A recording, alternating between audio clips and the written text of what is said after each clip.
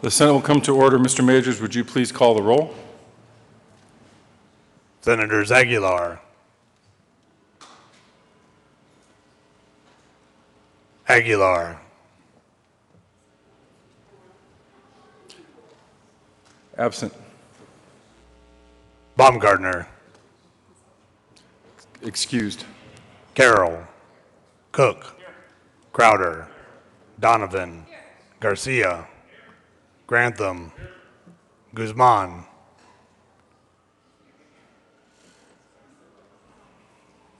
Guzman, Absent. Heath, Hill,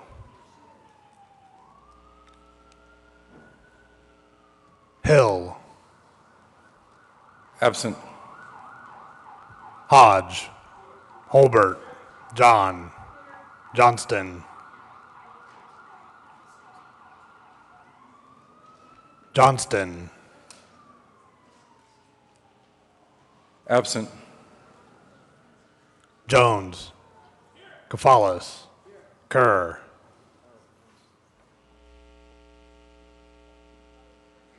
Kerr,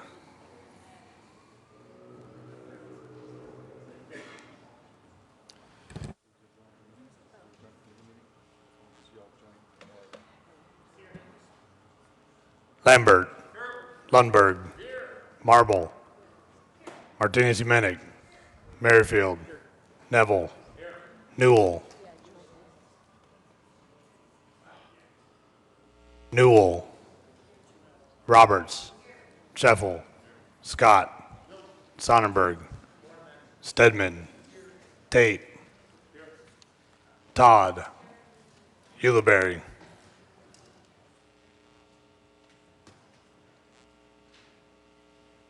Ulibarri, Absent. Woods,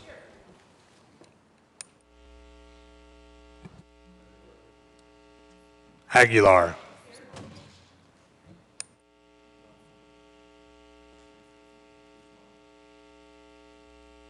Guzman,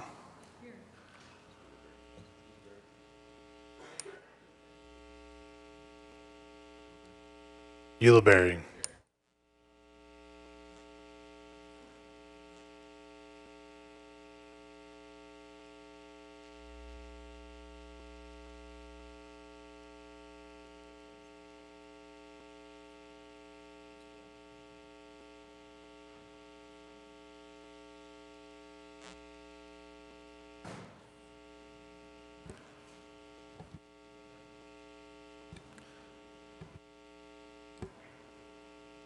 Please excuse Senators Hill and Senators Hill and Johnston.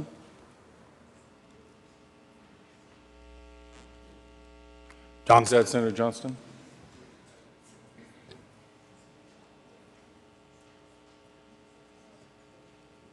Mr. President. Here. With 33 present, 0 absent, 2 excused, we have a quorum. Colleagues, this morning the presentation of the colors will be by the Adams County Sheriff's Office Honor Guard, Jason Humphrey, Ian Austin, Skylar Von Felt, Marcelina Ortiz, and Tim Lambert on the bagpipes.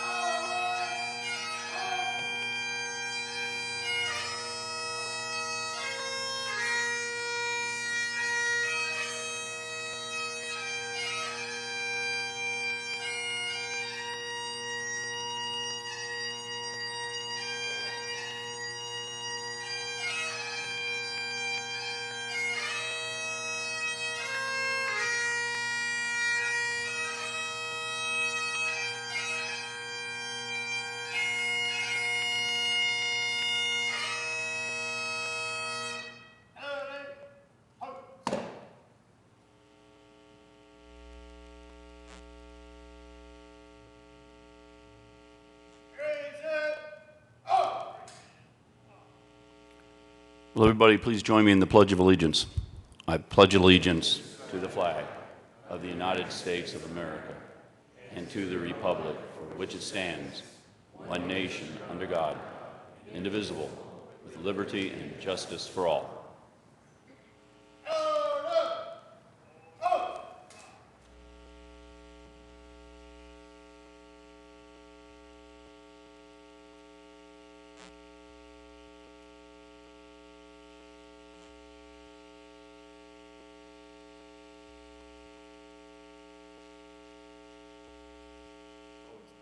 Colleagues, please thank the color guard and the bagpipes.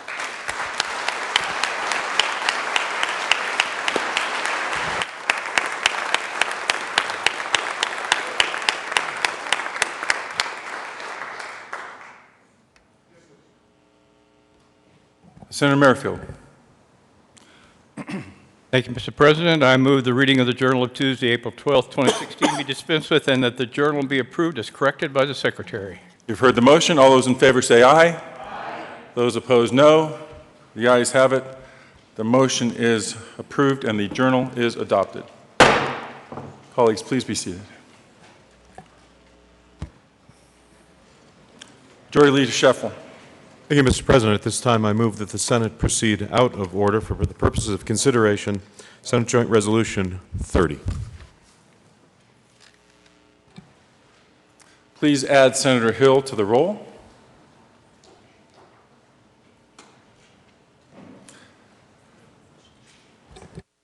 The motion is to proceed out of order. All those in favor say aye. Aye. Those opposed, no. The ayes have it. The Senate will proceed out of order for the purposes of consideration of resolution.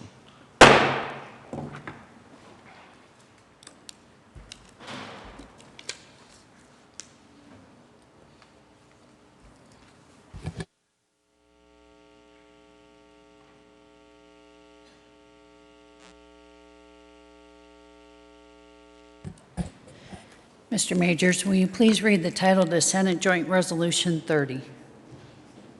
Senate Joint Resolution 30 by Senators Cadman and Newell and Representative Sias concerning declaring the week of May 15 through 21, 2016 as Police Week and in connection therewith declaring May 15, 2016 as Peace Officers Memorial Day. President Cadman? Thank you, Madam President. We move Senate Joint Resolution 30, and we ask that it be read as highlighted for the clerk. Mr. Majors, would you please read resolution, Senate Joint Resolution 30 at length? Whereas the Congress and President of the United States have designated May 15th as Peace Officers Memorial Day and the week in which it falls as National Police Week. And whereas the members of the law enforcement agencies within the state of Colorado play an essential role in safeguarding the rights and freedoms of the citizens of the state of Colorado. And whereas it is important that all citizens of Colorado know and understand the duties, responsibilities, and challenges of their peace officers. And whereas it is important that peace officers throughout Colorado recognize their duty to serve the people of this state by safeguarding life and property, protecting citizens against violence, disorder, and deception, and protecting the weak against oppression or intimidation. And whereas the law enforcement agencies within the state of Colorado have grown to be modern and professional agencies that unceasingly provide a vital public service. And whereas the following 333 peace officers made the ultimate sacrifice while serving the state of Colorado. In 2001, Jason L. Manspeaker of the Colorado State Patrol. Ryan Cunningham of the Vail Police Department. Daniel C. Daly of the Fruita Police Department. Philip Keith Mason of the Colorado Division of Wildlife. And Jason Scott Schwartz of the Fremont County Sheriff's Office. In 2002, James Olderman of the Colorado Division of Wildlife. And Eric J. Ottoby of the Colorado Department of Corrections. In 2004, Travis W. Sass of the Larimer County Sheriff's Office. In 2005, Donald Young II of the Denver Police Department. Jeffrey A. Christensen of the National Park Service. And Greg R. Boss of the United States Postal Service. In 2006, Jared Jensen and Kenneth C. Jordan of the Colorado Springs Police Department, and Michael D. Thomas of the Aurora Police Department.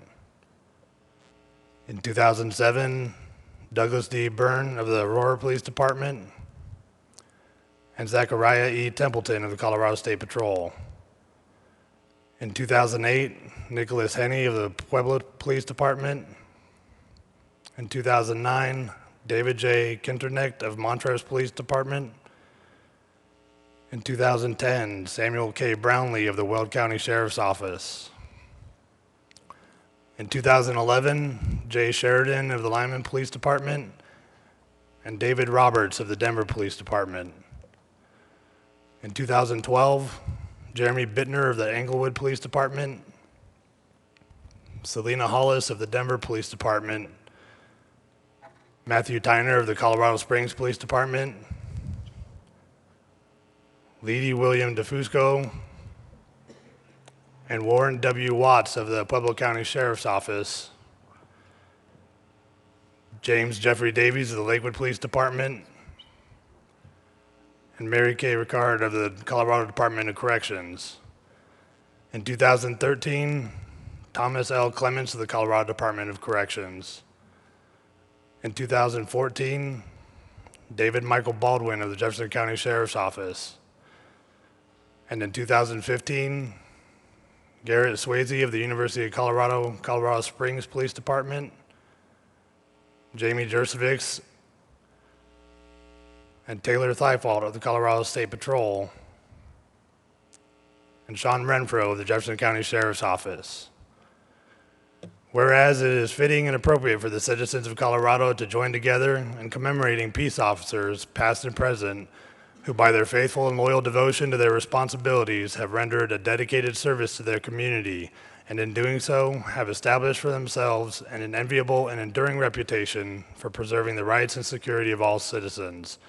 Now therefore be resolved by the Senate of the 70th General Assembly of the State of Colorado, the House of Representatives concurring herein, that we, the members of the General Assembly of the State of Colorado, hereby proclaim the week commencing May 15th, 2016, as Police Week in Colorado, in recognition of peace officers' efforts in safeguarding the citizens of Colorado, and call upon all citizens of the state and upon all patriotic, civic, and educational organizations to observe Police Week.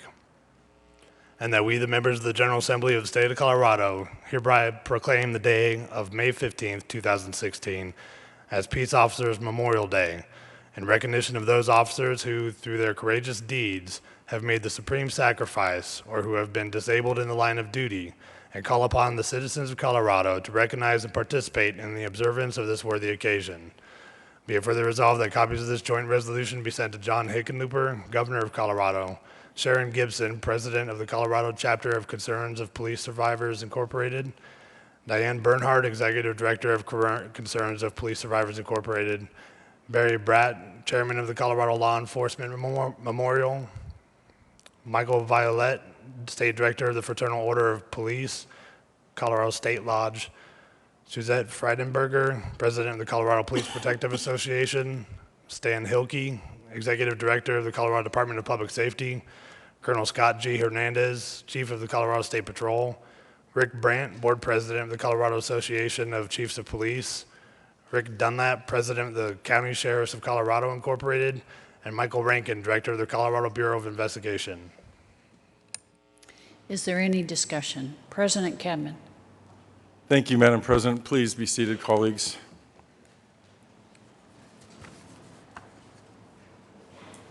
First of all, I want to thank the senator from Greeley. I think we have relaxed our rules.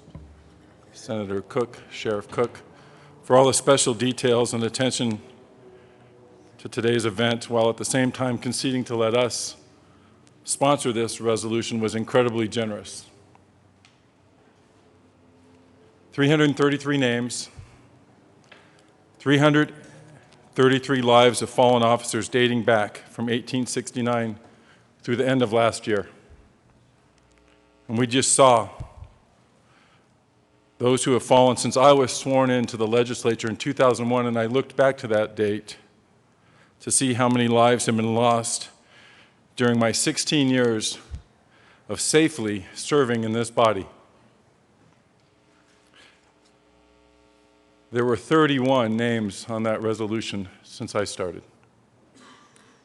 When I added those up, I was in disbelief. There's certainly too many. Many of us have attended many of those funerals. We've attended them together. My first was my friend Jared Jensen in Colorado Springs. I know I've shared his coin with you, his end of watch, and I know many of you have met Natalie, who has joined us over the years when we've done this resolution. There is nothing like the service for a fallen officer. They are so special. And they're so special because they command the attention and attendance of brothers in arms from around the state and around the country. They command the attention and attendance of leaders around the state and around the country. They command the attention and attendance of large crowds of caring citizens, of neighbors, of friends, and of course, of their family. They should be special, and they are. But they should also be rare, and they are not. And it's only April, and we've already lost 3 more of our heroes. It's only April, and we have had 3 more services already. And today we offer this resolution to commemorate the lives of those we have lost and to honor their families. And this resolution declares the week of May 15th through the 21st as 2016 Police Week, and declares May 15th as Peace Officers Memorial Day. And in passing this measure, we will join with Congress and the President designating these dates as Peace Officers Memorial Day and National Police Week. This is a national recognition. It is fitting, this designation is distinctive, and this year is unique. This year is a very special year in our country. 2016. This is the year that we are celebrating our 240th birthday. The USA turns 240. I won't ask any of you if you were here for the first one. We will be celebrating 240 years of freedom, 240 years of liberty, 240 years of opportunity unparalleled anywhere else in the world or any time in its history. And the 4th of July of 2016 will be a milestone that we can share.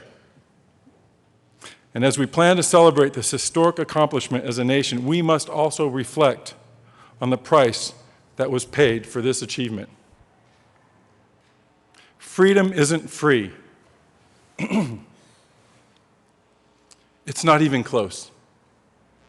And the price for this 240-year success story is enormous. And as we celebrate our freedom, we must remember those who have paid that price. And we can start with our founders. They paid a large part. Our revolutionary fighters paid it, and with their sacrifice, theirs was the down payment on the eternal mortgage of a free nation. They made the down payment on the eternal mortgage of America and of freedom. But this isn't like your house. This isn't like a home mortgage. This mortgage has no end. It is never paid off. It is never reduced, and actually the price of it grows every single day. And this mortgage requires installments to be paid every single day. And we know who makes these installments. And we know who makes them every day. It's America's military, and it's our peace officers. Our military men and women and their families make daily installments. Their payments are tallied by prolonged separations of overwhelming distances, extended deployments, devastating and disabling injuries, and of course, when the ultimate sacrifice is given defending our country. And I know many of you here that are now serving as peace officers also served in the military. You paid daily installments during your service then.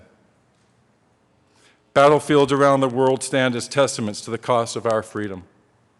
Pearl Harbor, Iwo Jima, Bunker Hill, Midway, Guadalcanal, Lexington, Ardennes Force, and so many more. And we have cemeteries around the world where you can see receipts for these installments. They are the names inscribed on white granite crosses and headstones as far as the eye can see. Oahu, Point Loma, Arlington, Gettysburg, Normandy. Many of us have been to some of these cemeteries. Some of us have been to all of them. The eternal mortgage of America has no end. This mortgage is never paid off, and it is never reduced. The price of it grows every single day, and it requires installments to be paid every day, and you pay them. Our peace officers, you and your families make those installments every day. Your departments are the original departments of Homeland Security. That may have been new in 2012, but it wasn't new to you. You and your families make those installments in serving us every day. We count on you. We need you. You patrol our neighborhoods. You protect our schools. You safeguard our businesses. You serve in our cities, in our counties, in our forests, and on our highways. You serve our public institutions, in our courts, our colleges, and even at our political assemblies. I was kind of glad to have you there on Saturday. But with your service, you and your families also make daily installments on the eternal mortgage of freedom. You make a daily installment when you buy a calendar and you tape it to your refrigerator, and then you try to explain to your kids that you can't spend the 4th of July with them at the ballpark, eating hot dogs and watching fireworks, because that's the day that you're going to be spending an extra shift in my neighborhood, making sure that guy doesn't burn down my garage because he likes to make his own fireworks. I know you know that guy. That guy is not me.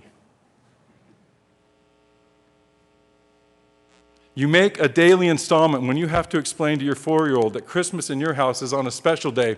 We're going to call that December 27th. They don't understand that the 25th is just another day in the middle of your 4-day rotation.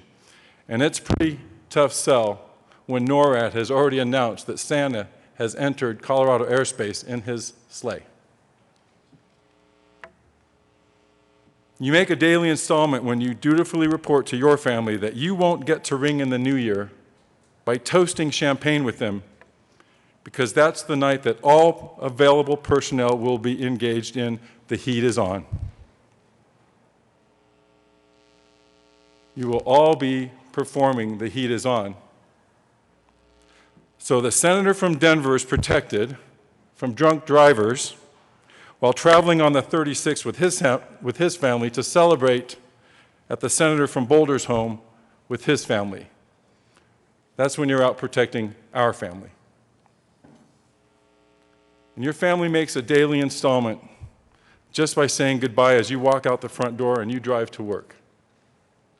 This payment, this cost, is the anxiety felt when they wonder if this could be the day that something bad might happen to you.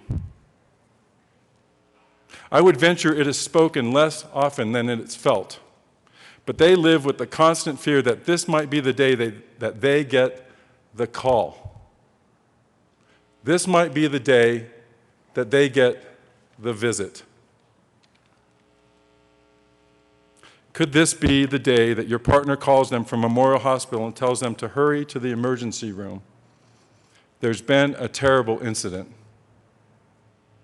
Could this be the day that your commander calls your home and tells your family to hurry to the ICU at Swedish Hospital? Something terrible has happened, and we don't think there's much time.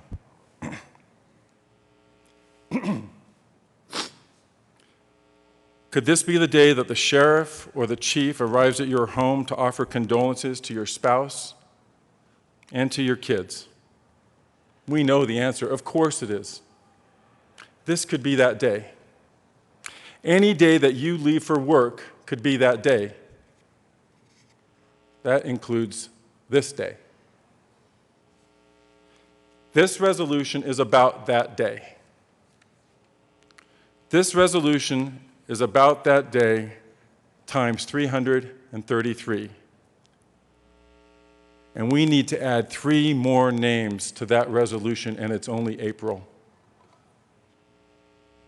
That day recently happened. For the family of Corporal Nate Kerrigan of Park County, his end of watch came February 24th. That day recently happened for the family of Deputy Sheriff Travis Russell of Los Animas County. His end of watch came March 1st. And that day recently happened for the family of Deputy Derek Greer of Mesa County. His end of watch came February 8th. On every one of those days, the eternal mortgage of our freedom exacted another installment. Your brothers in arms and their families made another payment. And the value of these payments is so great it cannot even be calculated.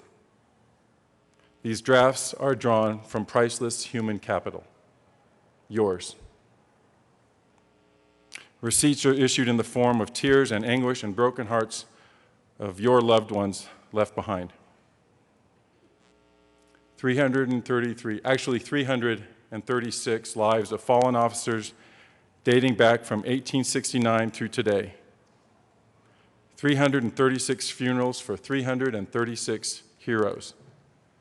They should be special, and they are. They should also be rare, but they are not. Freedom isn't free, it's not even close. And this body cannot offer enough resolutions or speeches to ever truly express the gratitude that we feel for you and your colleagues. This is a special year. And on our 240th birthday, we will celebrate the gift of living in a free nation while recognizing there is a price being paid for that gift in each and every day by you and your families. This is truly the land of the free for each and every one of us, because it is the home of the brave for each and every one of you. Senator Newell. Thank you, Madam President. A perspective that needs to be shared also is that of the spouse and family of the officers. Now, I need to explain that by the time we were married, my husband was out of Denver Police Department and was a domestic violence and stalking investigator. I know you spouses and officers know what I'm talking about when I say that whenever we were out in public, I was the one with my back to the door, as he eyed all the exits. How many family functions or children's schools activities did he miss? How many nights have we waited to hear that door unlock to know that he's home safe? Or what made him an expert on the job didn't necessarily make him the best spouse or dad all the time. And how could it? How could you go to work every day and often see the worst of the worst in society? Theft, lying, cheating, violence. How can that not get into a person's consciousness? Doesn't that take a toll on a person? But if anything were to come down, I knew he would always have my back. At home, we quickly learned how to bathe him in love and nurturing gestures just to remind him of the goodness in people. Now, we haven't been married for years, but I can tell you that my daughters and I still talk about the stories that he told often of being barely missed by a bullet literally whizzing through his shirt, or the brave times when he and his comrades would walk into agitated crowds in a park, yet able to walk out with a chicken leg or an ice cream bar in hand, leaving everyone laughing. But today, honoring the fallen officers, you spouses and families will never, on this plane, be able to hear those stories again. For that, I am deeply sorry, and my heart is with you. Now, being a legislator, I am so thankful for the safety I felt and have been feeling with the service of our Colorado State Patrol. When a constituent was following me, when actually a drone was flying over my head over the Capitol, a parking lot, or most recently when we had a bomb scare, and those of you remember this, all of the legislators were evacuated from the building, and immediately fire engines and ambulances pulled up. Then, being notified we couldn't re-enter the building yet, many of us went to the legislative dinner across the street at the Masonic Temple, and I vividly remember the feeling of calm that came over me when I saw Bobby Chuck come at the back of the door. He's a trooper, for those of you who don't know.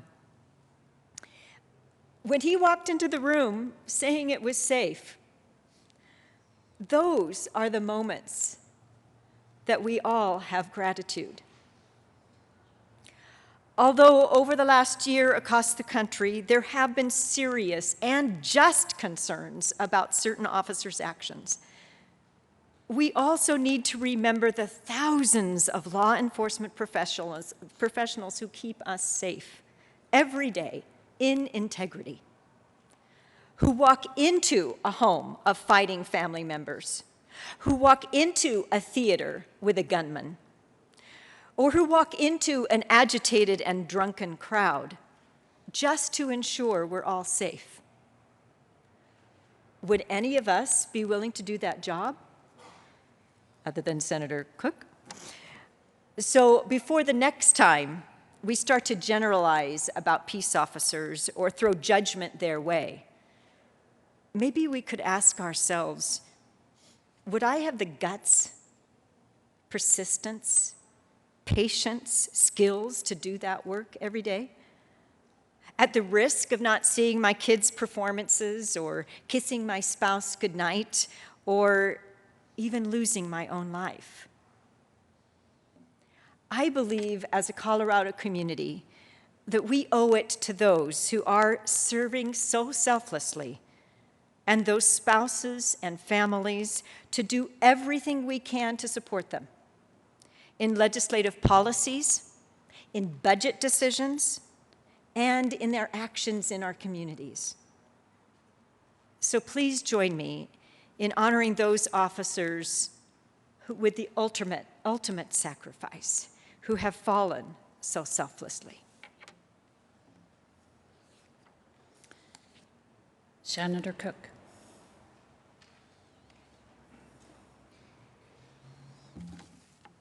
Thank you, Madam Chair.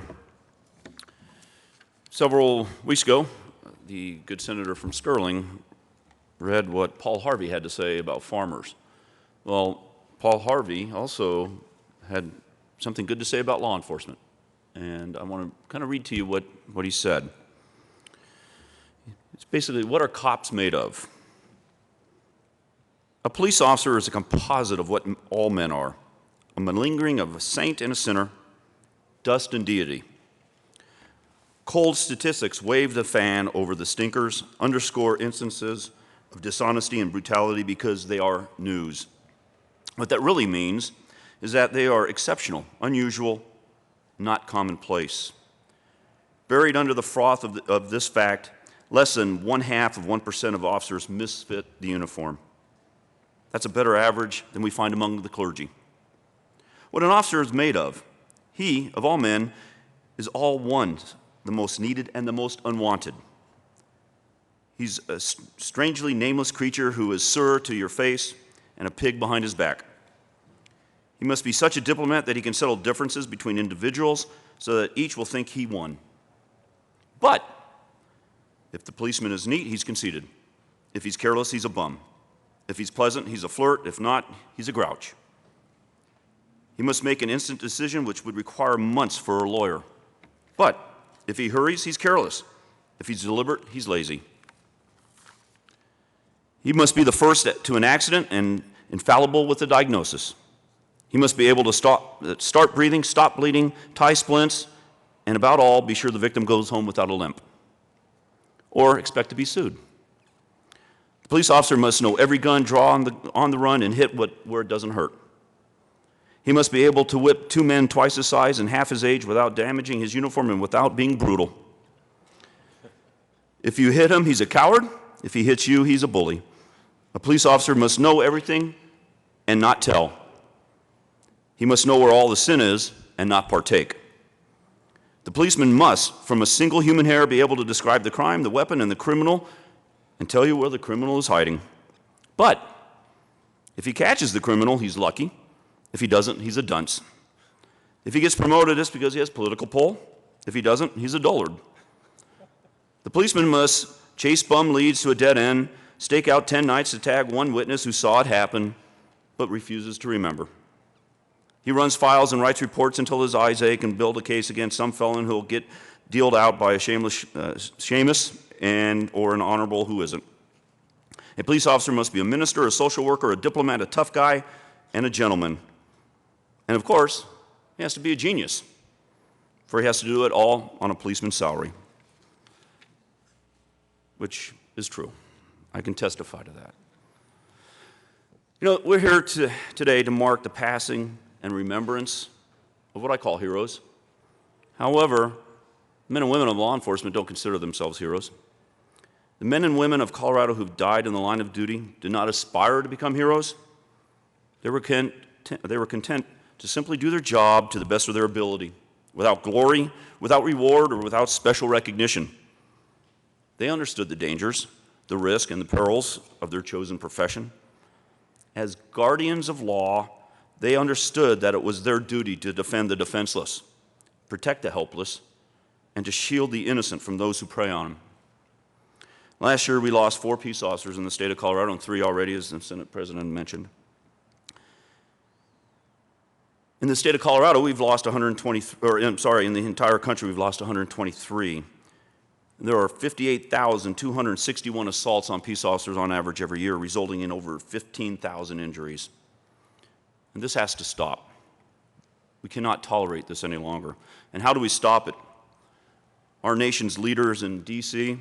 and here in Colorado need to dial down the rhetoric, stop the anti-law enforcement talk, and show support for the men and women in uniform.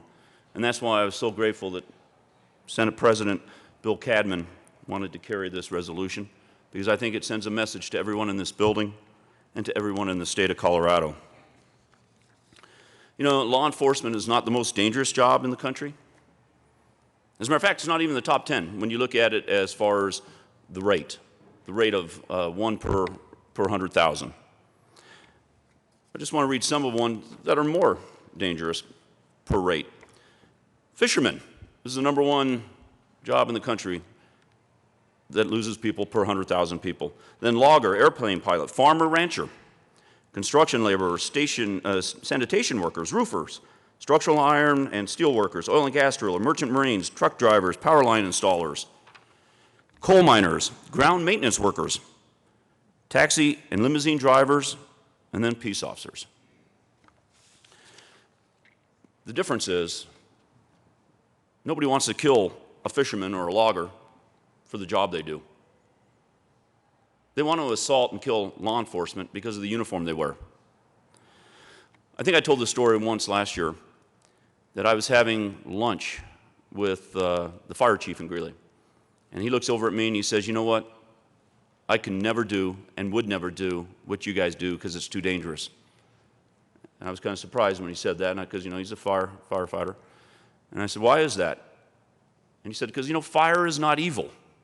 Fire does what fire does. People can be evil, and people will go after you for what you do." And that's a huge difference. Now, when I said we were number 19 in law enforcement for one of the dangerous jobs in the country, but in 2011, we were number 3 in total numbers. First was farmer rancher. More farmers and ranchers in total in 2011 were killed. And then after that was ground maintenance workers. Number 3 in 2011 was police officers with 130 lives lost. Every year, as a country, we face tragedies. Some are man-made, like Sandy Hook and the Aurora theater shootings. Others are nature's choosings, like tornadoes that wipe out entire towns, earthquakes that cause devastating damages, and of course, locally, recently, the floods that we had in Weld, Larimer, and Boulder counties. But when any of these tragedies occur, and when people are in a time of need, the first ones they call upon is law enforcement. Men and women who are willing to be the brave ones, standing with strength for a just cause, knowing that they could possibly make the sacrifice. A sacrifice that sometimes even requires laying down their own lives for people they don't know and have never met. Sacrifice is a hard concept for us to understand. A lot of people in society don't like the idea of sacrifice, or the word, or the thought, because as a society, we've become entitled, and do I dare say even spoiled. We don't like the idea of personal sacrifice. Sacrificing is something we want other people to do for us. Is it any wonder why, though, when you look at the word sacrifice in the dictionary or the thesaurus, you'll see it means to forego, to forfeit, to surrender. And one definition that caught my eye, and is very appropriate for today, is giving up of something valued. Well, thank God we have men and women willing to give up something valued, willing to give up their most precious and valuable of all things, which is their lives in service of others.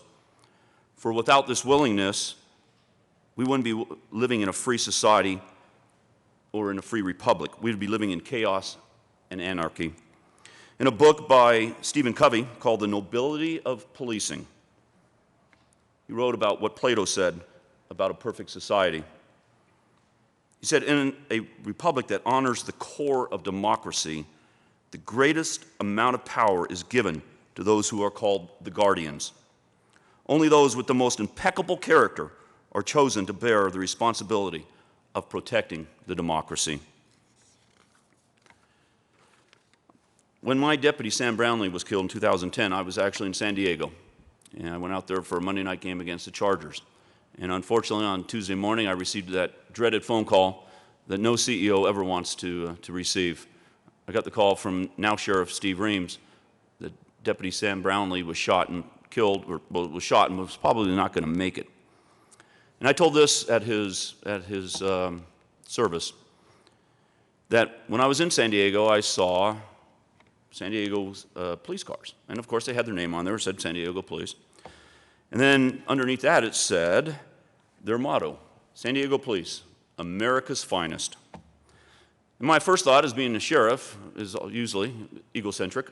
And I look and I said, hey, what do it mean that San Diego is America's finest? Don't they know about the Weld County Sheriff's Office? We're the finest. But then I thought, you know, that's probably true. America's finest are in San Diego, or at least it's partly true. Because you see, America's finest are patrolling the streets of Weld County right now. They're patrolling the streets of Greeley. They're patrolling the streets of Aurora. They're patrolling the streets of Denver. They're patrolling the streets of Colorado Springs and El Paso County, Park County. They're patrolling the streets of every community in this state and across this country, not just in San Diego. But also, America's finest work in our jails and our prisons. America's finest are behind the radios in dispatch centers, keeping a watchful eye on the rest of us. America's finest are the probation and parole officers who are keeping the convicted criminals in check. America's best and finest, I'm looking at them. They're sitting here. They're sitting over here, and they're sitting up in the gallery. These are America's finest.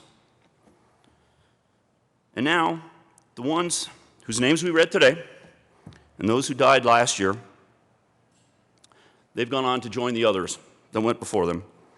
And now I believe they are sitting at the right hand of God. And how do I know this? Because Christ himself said it. Christ said, "Blessed are the peacemakers, for they shall be called the sons of God." At a debriefing after my deputy was murdered by a gangbanger, one of my other deputy sheriffs said he was reading a book called The Shack. And he explained the book is about a man who lost his daughter, and he was upset with God, and he got the rare opportunity to spend time with God and to ask questions of God and have conversations with God. And one of the chapters, the man and God had a conversation over tea and crumpets. And when they were done, they got up and started to do the dishes. The man then leaned over and kissed God on the cheek. Now, I know God is a friend of law enforcement, and I also know that America's finest would not be eating tea and crumpets. So, when you, the fallen, are up there with God having your conversations and are done with your coffee, and you're done eating your round pastries with a hole in the middle, lean over and give God a kiss for all of us down here. Now, the 4 peace officers we added to the resolution, the 3 that we added to the resolution today, and for the 4 that died last year, they accepted their duty, and they did their duty. Now, while we cannot bring them back, we shall never forget them. We will forever miss them, and we should always love them for what they did for us. Is there any further discussion? Seeing none, the motion is the adoption. Oh, President Cadman.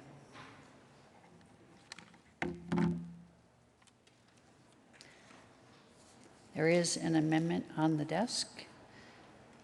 Mr. Majors, would you please read floor amendment 1? Amendment L001 of Senate Joint Resolution 30 by Senators Cadman, Cook, and Newell. Senator Newell. Thank you, Madam President. We move 001 to Senate Joint Resolution 30. President Cadman. Thank you, Madam President. This is updating the resolution with the names of those that we lost just this year. Is there any further discussion?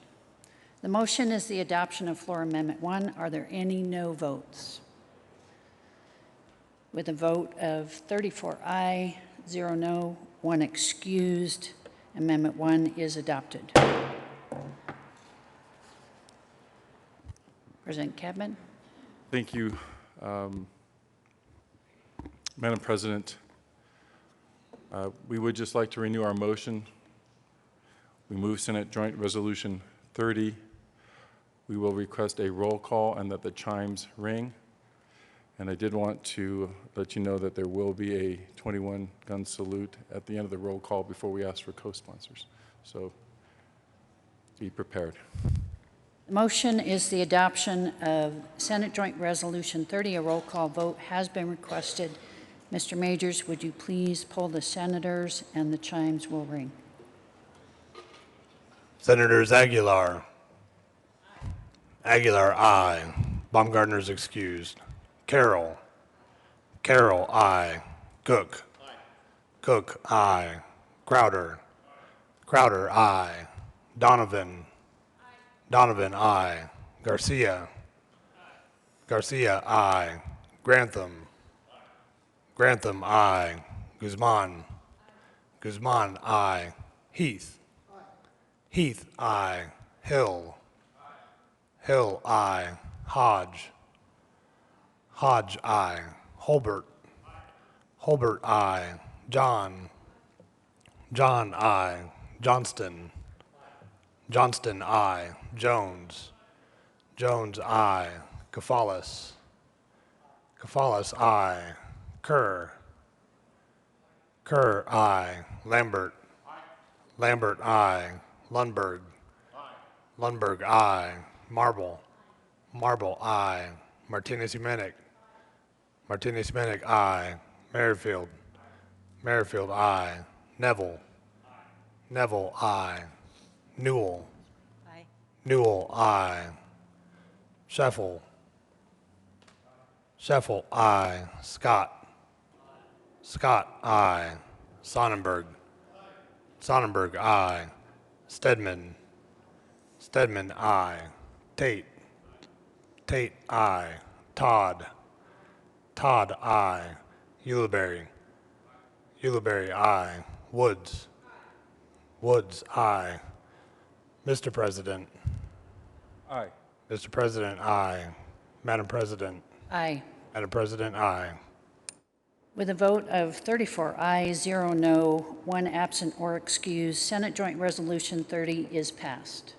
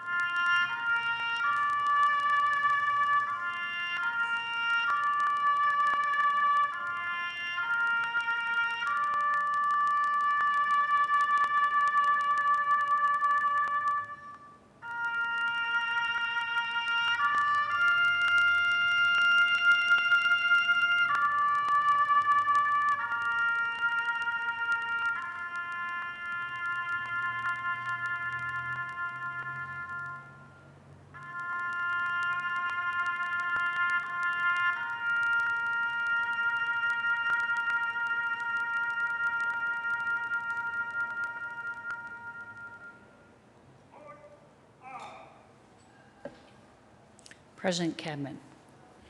Thank you, Madam President. Colleagues, we respectfully request the morning roll call be added as co-sponsors. Without objection, the morning roll call will be added as co-sponsors.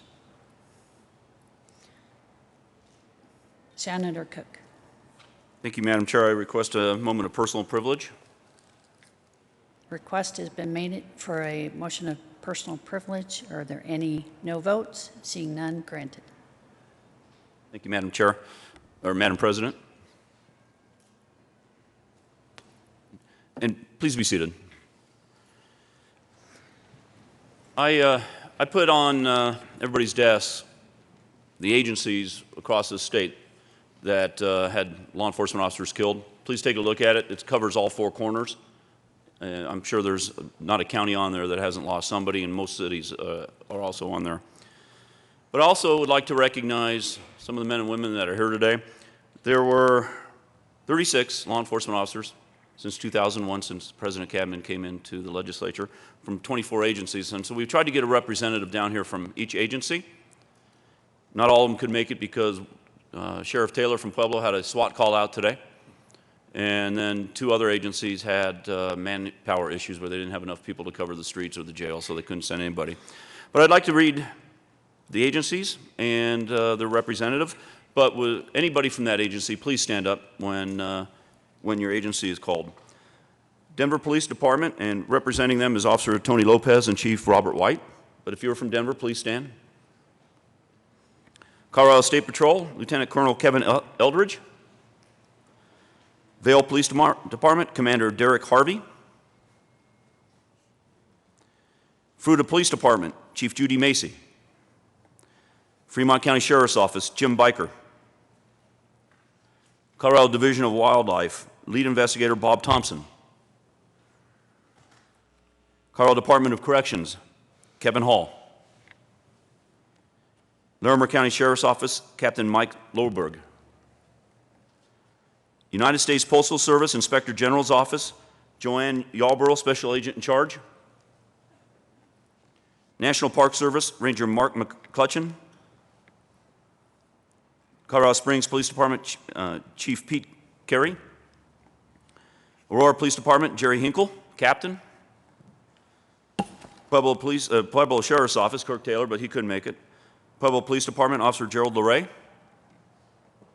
Montrose Police Department, they couldn't send a representative because of manpower shortages. Weld County Sheriff's Office, Steve Reams. Lyman Police Department, Chief Lynn Yowell.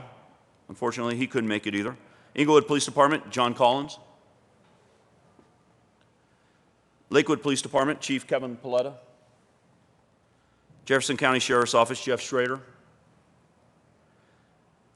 University of Colorado Springs Police Department, Chief Brian McPike. Mesa County Sergeant Jason McClellan. Park County Sheriff's Office, Fred Wagner.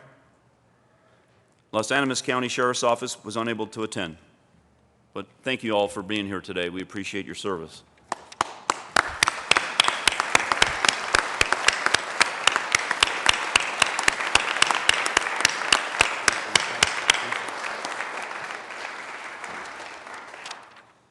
President Cadman.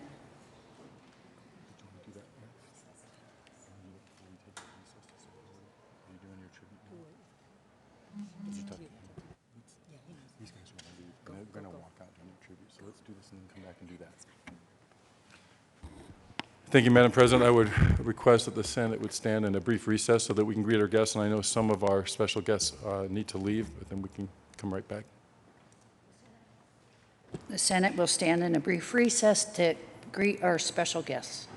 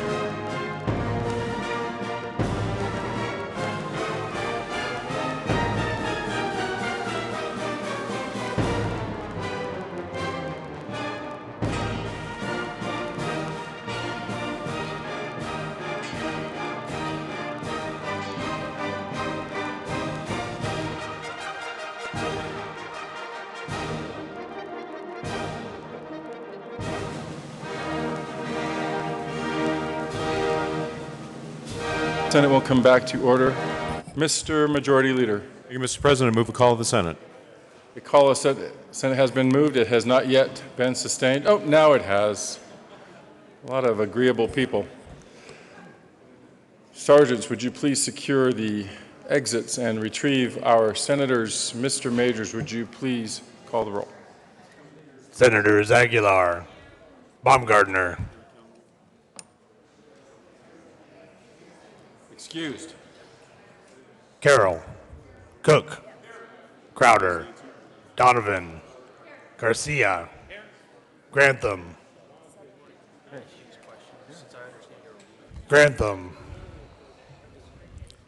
Guzman, Heath, Hill, Hodge, Holbert,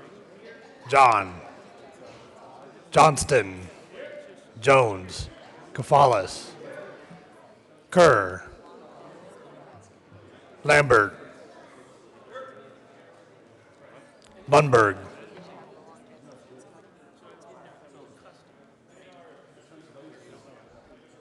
Marble. Martinez Humenic. Merrifield. Neville. Newell. Roberts. Scheffel. Scott. Sonnenberg. Stedman. Tate. Todd. Ulibarri. Woods.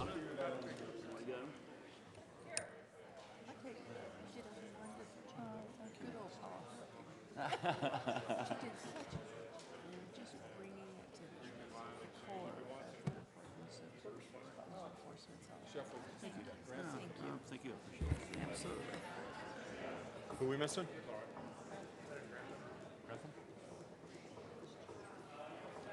Are you guys all here? Just one? Well, they should find it.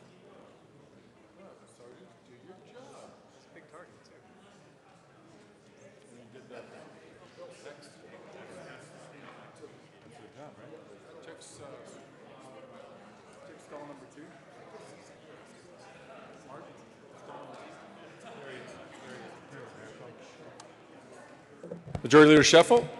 Thank you, Mr. President. Having found Senator Grantham, I move that the call be raised. Without objection, the call will be raised. Committee reports. April 12, 2016, Mr. President, the Committee on Finance sat during consideration of that during on following appointment, recommends the appointment be placed on the consent calendar and confirmed.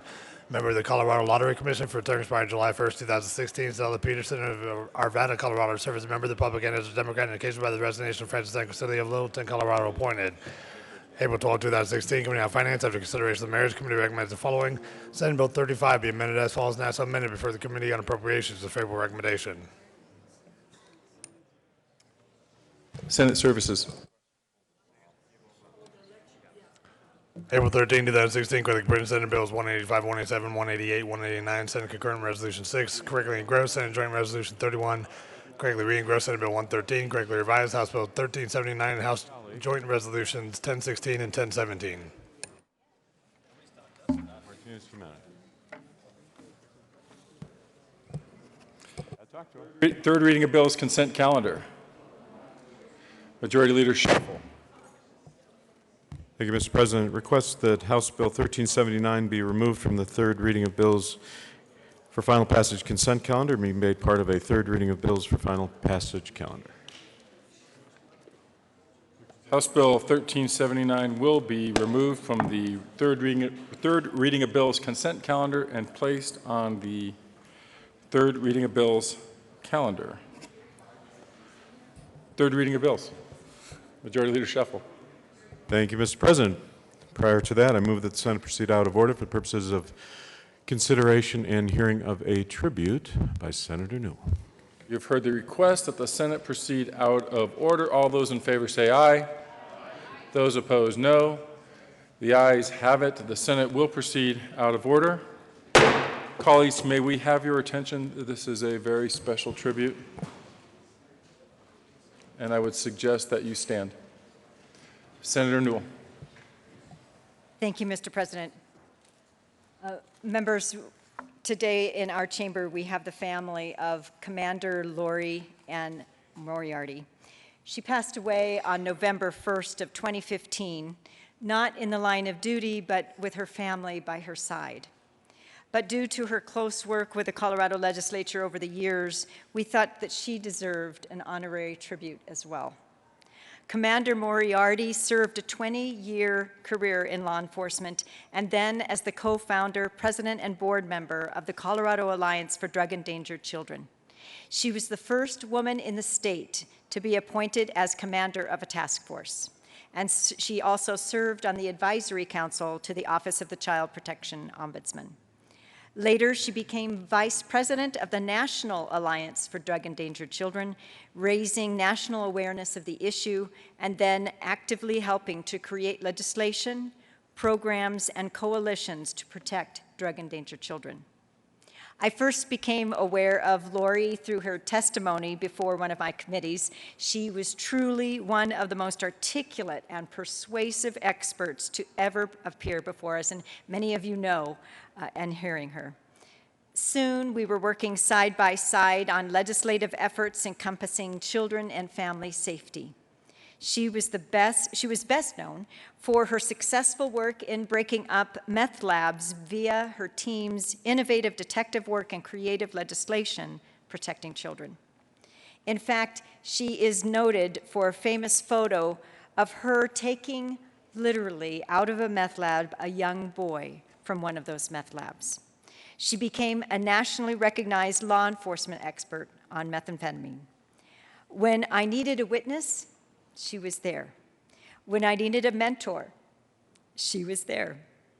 When we needed a calm collaborator to bring disparate folks together, she was there. Unfortunately now, she is no longer with us, but her spirit lives on in North Metro Denver, at the Capitol, and in the hearts of her family and friends.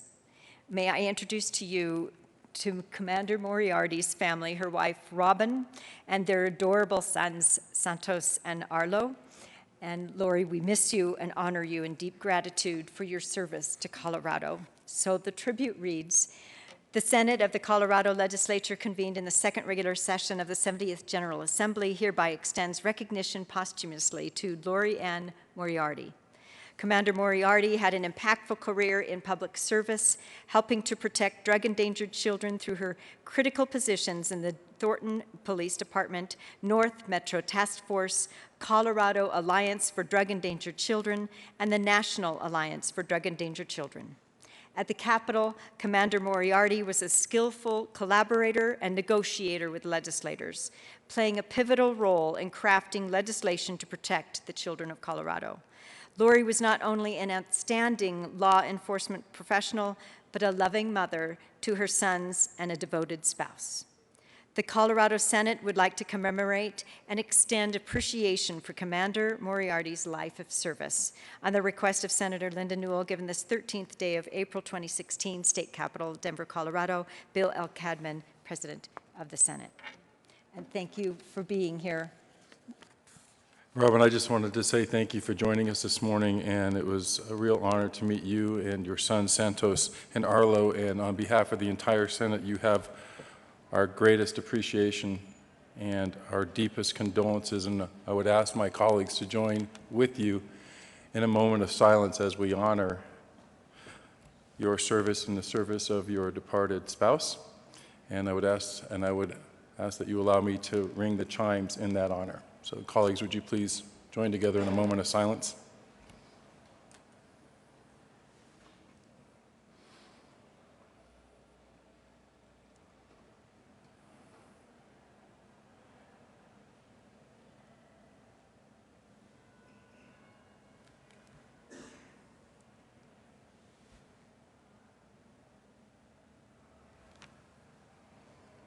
Thank you for joining us today.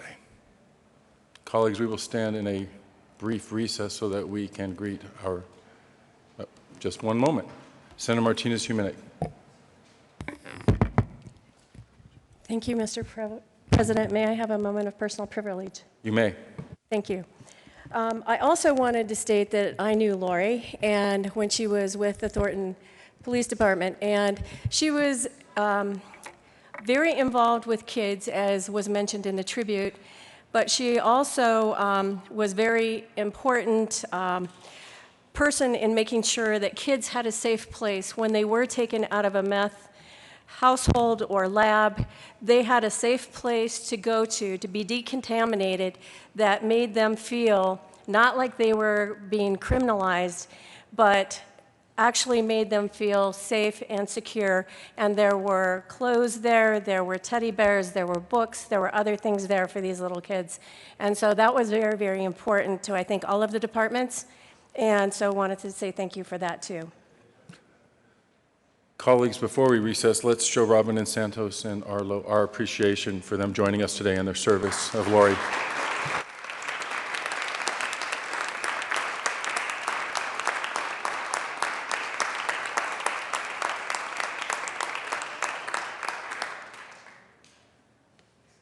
The Senate will stand in recess.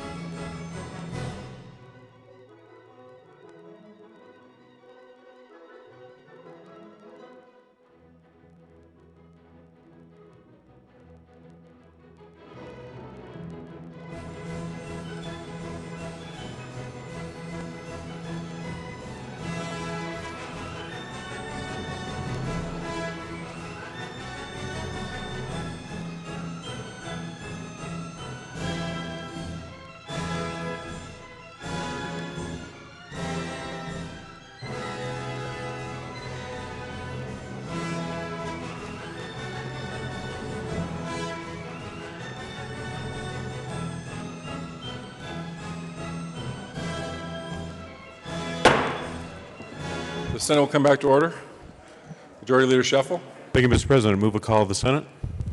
Call of the Senate has been moved. It has been sustained. Sergeants, would you please secure the doors and retrieve the missing members? Mr. Majors, please call the roll. Senators Aguilar, Baumgartner,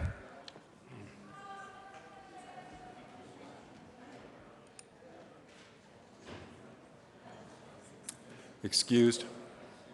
Carroll, Cook, Crowder, Donovan, Garcia, Grantham, Guzman, Heath, Hill, Hodge, Holbert, John, Johnston, Jones, Kafales, Kerr, Lambert, Lundberg, Marble, Martinez-Humanic,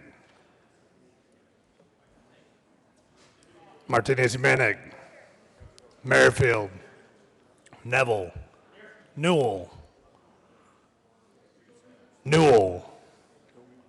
Roberts, Scheffel, Scott, Sonnenberg, Stedman,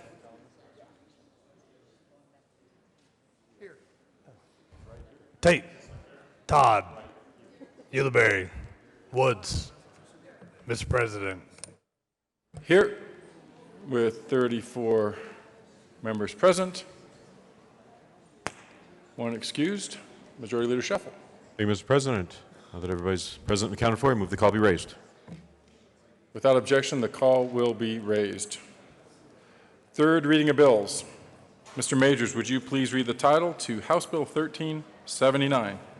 House Bill 1379 by Representative Kraft, Representative Martinez-Humanic, concerning the criteria under which the State Board of Psychologists and Examiners may award professional development credit for specific activities currently included in the continuing professional development program for licensed psychologists. Senator Martinez-Humanic. Thank you, Mr. President. I move House Bill 1379 and ask for favorable approval. Is there further discussion? Senator Neville. Thank you, Mr. President. Colleagues, I just wanted to bring up a few things regarding this bill because I think it's not so much what the bill is doing as opposed to the way we regulate certain groups. I noticed when I was going through this bill, some of the requirements on psychologists or psychiatrists. Professional development credits, and since I happen to be in the insurance business, we run into that. We have to do 20 plus hours of professional development. But some of the things that I'd like you to do, and this isn't a real... Colleagues, we are on third reading. Senator Neville. Thank you, Mr. President. I'd like you to just read through the bill before you vote on it and ask yourself what truly adds value to the clients and what possibly might not. I don't think it's an issue of the bill itself. I know that they're trying to clean some things up, but it seems to be sometimes when we do regulation of business, we do very little to protect the clients of these businesses. We do more to seem to further the objectives of a number of people, including associations and other individuals. And we create a lot of what I would say is busy work that doesn't truly add value. Now, many of you may disagree. That's okay, but I wanted to bring that up today and appreciate you taking a look at it. Is there further discussion? Senator Martinez-Humanic. Thank you, Mr. President. Colleagues, I would like to just remind you that this bill is a technical cleanup bill to a program that has already been established by prior statute. And the psychologist group themselves needed clarification because the bill that is in statute isn't clear. And this was a collaborative effort by many groups as well as DORA to make sure that the technical concerns were identified as to how the original statute was drafted. This one now clarifies that psychologists are able to fulfill their continuing professional development hours in one category or multiple categories. That it also clarifies what goes into what they can get credit for. And the question was raised, how does this bill, does this protect our clients? Actually, it does. When you have professional people who are very knowledgeable and well-versed in their fields, they are going to be better for the clients that they are serving, because they are going to be keeping up with new methods of working with people, doing counseling in a variety of different venues and with a variety of different clients. And things are changing, medicines are changing.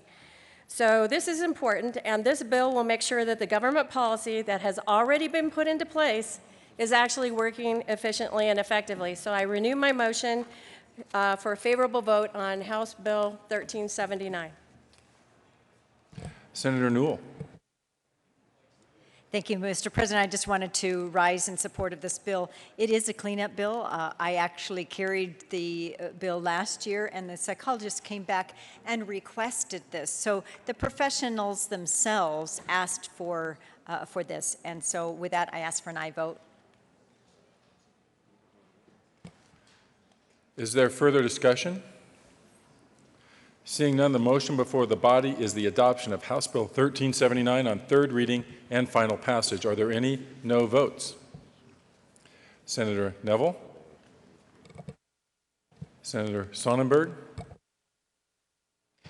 Senator Marble? Senator Woods?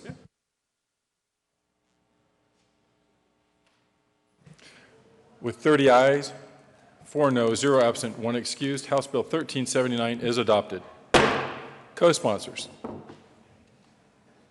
Senator Newell, Senator Todd,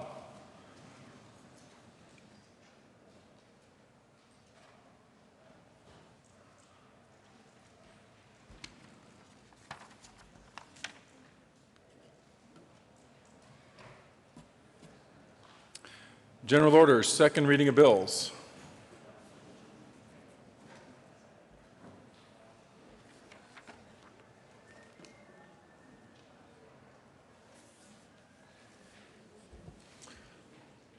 Where's Senator Cook? Senator Cook, you owe $10. There were 2 infractions this morning.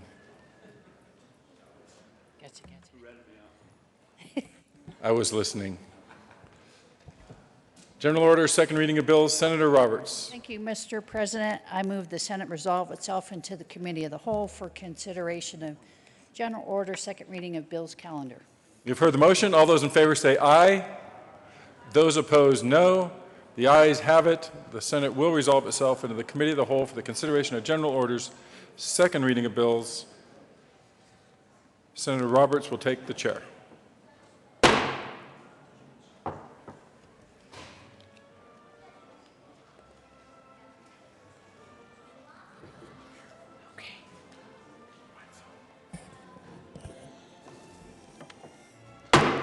The committee will come to order, and the quote rule is relaxed. Mr. Majors, would you please read the title to Senate Bill 150? Senate Bill 150 by Senator Stedman and Representative Vesgar, concerning marriages by individuals who are parties to a civil union in connection therewith prohibiting marriages in circumstances in which one of the parties is already in a civil union and another individual, addressing the legal effect of parties to a civil union marrying each other, clarifying the dissolution process when parties to a civil union marry, and amending the bigamy statute to include parties to a civil union. Majority Leader Shuffle. Thank you, Madam Chairman. Move the committee lay over Senate Bill 150 to April 20th. The motion before the body is to lay over Senate Bill 150 to April 20th. All those in favor say aye. Any opposed, no. The ayes have it, and Senate Bill 150 will lay over to April 20th. Mr. Majors, would you please read the title to Senate Bill 142?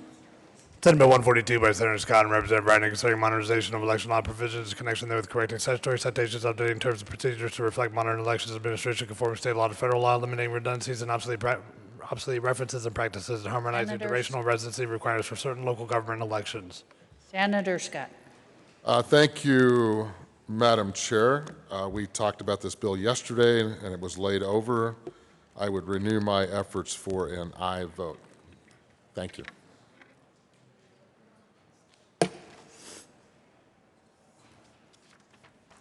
there any further discussion? Senator Marble.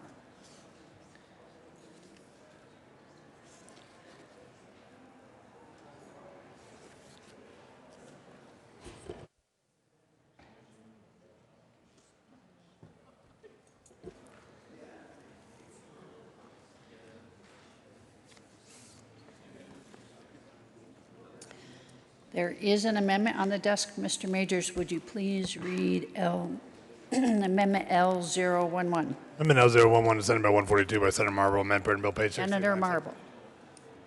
Thank you, Madam President.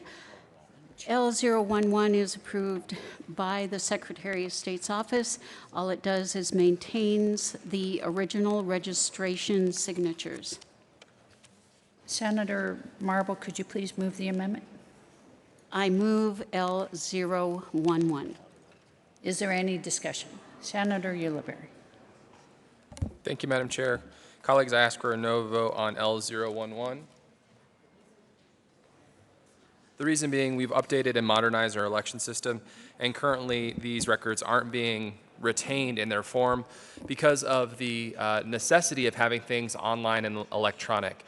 As you may remember, we are an online same-day voter registration system.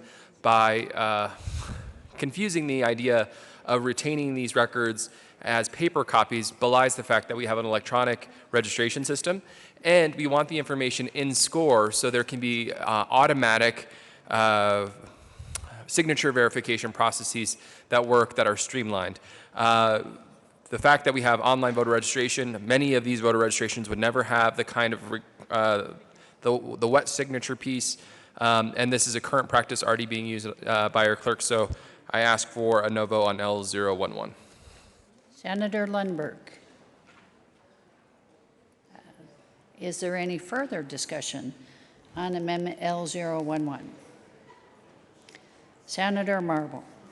Thank you, Madam President. I'm just a chair. What has been the concern and why L011 is important is because there has to be maintained a history of consistent signature, and this would help acquire that history of consistent signature. All it does is it states that they cannot destroy the signatures immediately upon them being entered into the system. So I ask for an I vote on L011 just to establish a history of consistent signature. Senator Scott. Thank you, Madam Chair, and I would ask for a no vote on L011. Is there any further discussion? Seeing none, the motion before the body is the adoption of Amendment L011. All those in favor say aye. Those opposed, no. No. The noes have it, and the amendment is lost.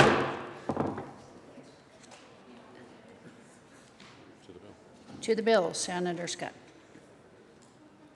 Thank you, Madam Chair. I again recall my motion for the adoption of Senate Bill 142 and ask for an aye vote.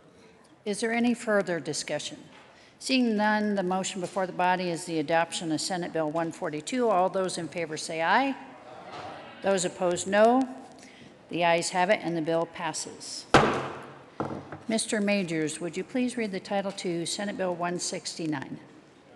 Senate Bill 169 by Senators Martinez, Dominica, Cook, and Representatives Kraft, Harper, Landgraf concerning changes related to the 72-hour emergency mental health procedure. Senator Martinez-Humanic. Thank you, Madam Chair. We move Senate Bill 169 and ask for favorable approval. And we also move. We moved 19 already. We already moved that. That's right. We already moved 19. All right. Do we need to move? We need to ask for approval Okay. on 19. Madam Chair, we would like to get approval on Amendment L019. And I move Amendment L019, ask for its favorable approval. Senator Martinez-Humenick, I don't think we have L019. No, we got to pass it out again. Okay. Senate will stand in a brief recess.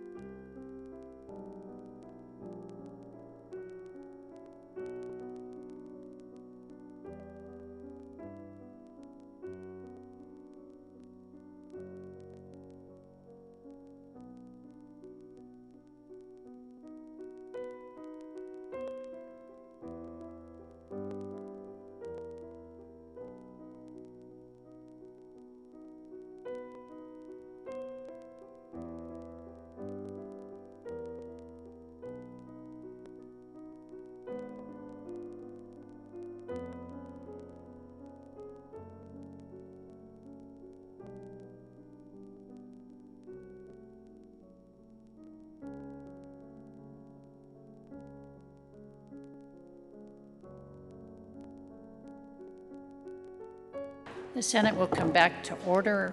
There is an amendment on the desk. Mr. Majors, would you please read Amendment L019? Amendment L019, Senate Bill 169 by Senator Martinez-Humenick, amend printed bill, page 4, line 18, strike print 5. Senator Martinez-Humenick.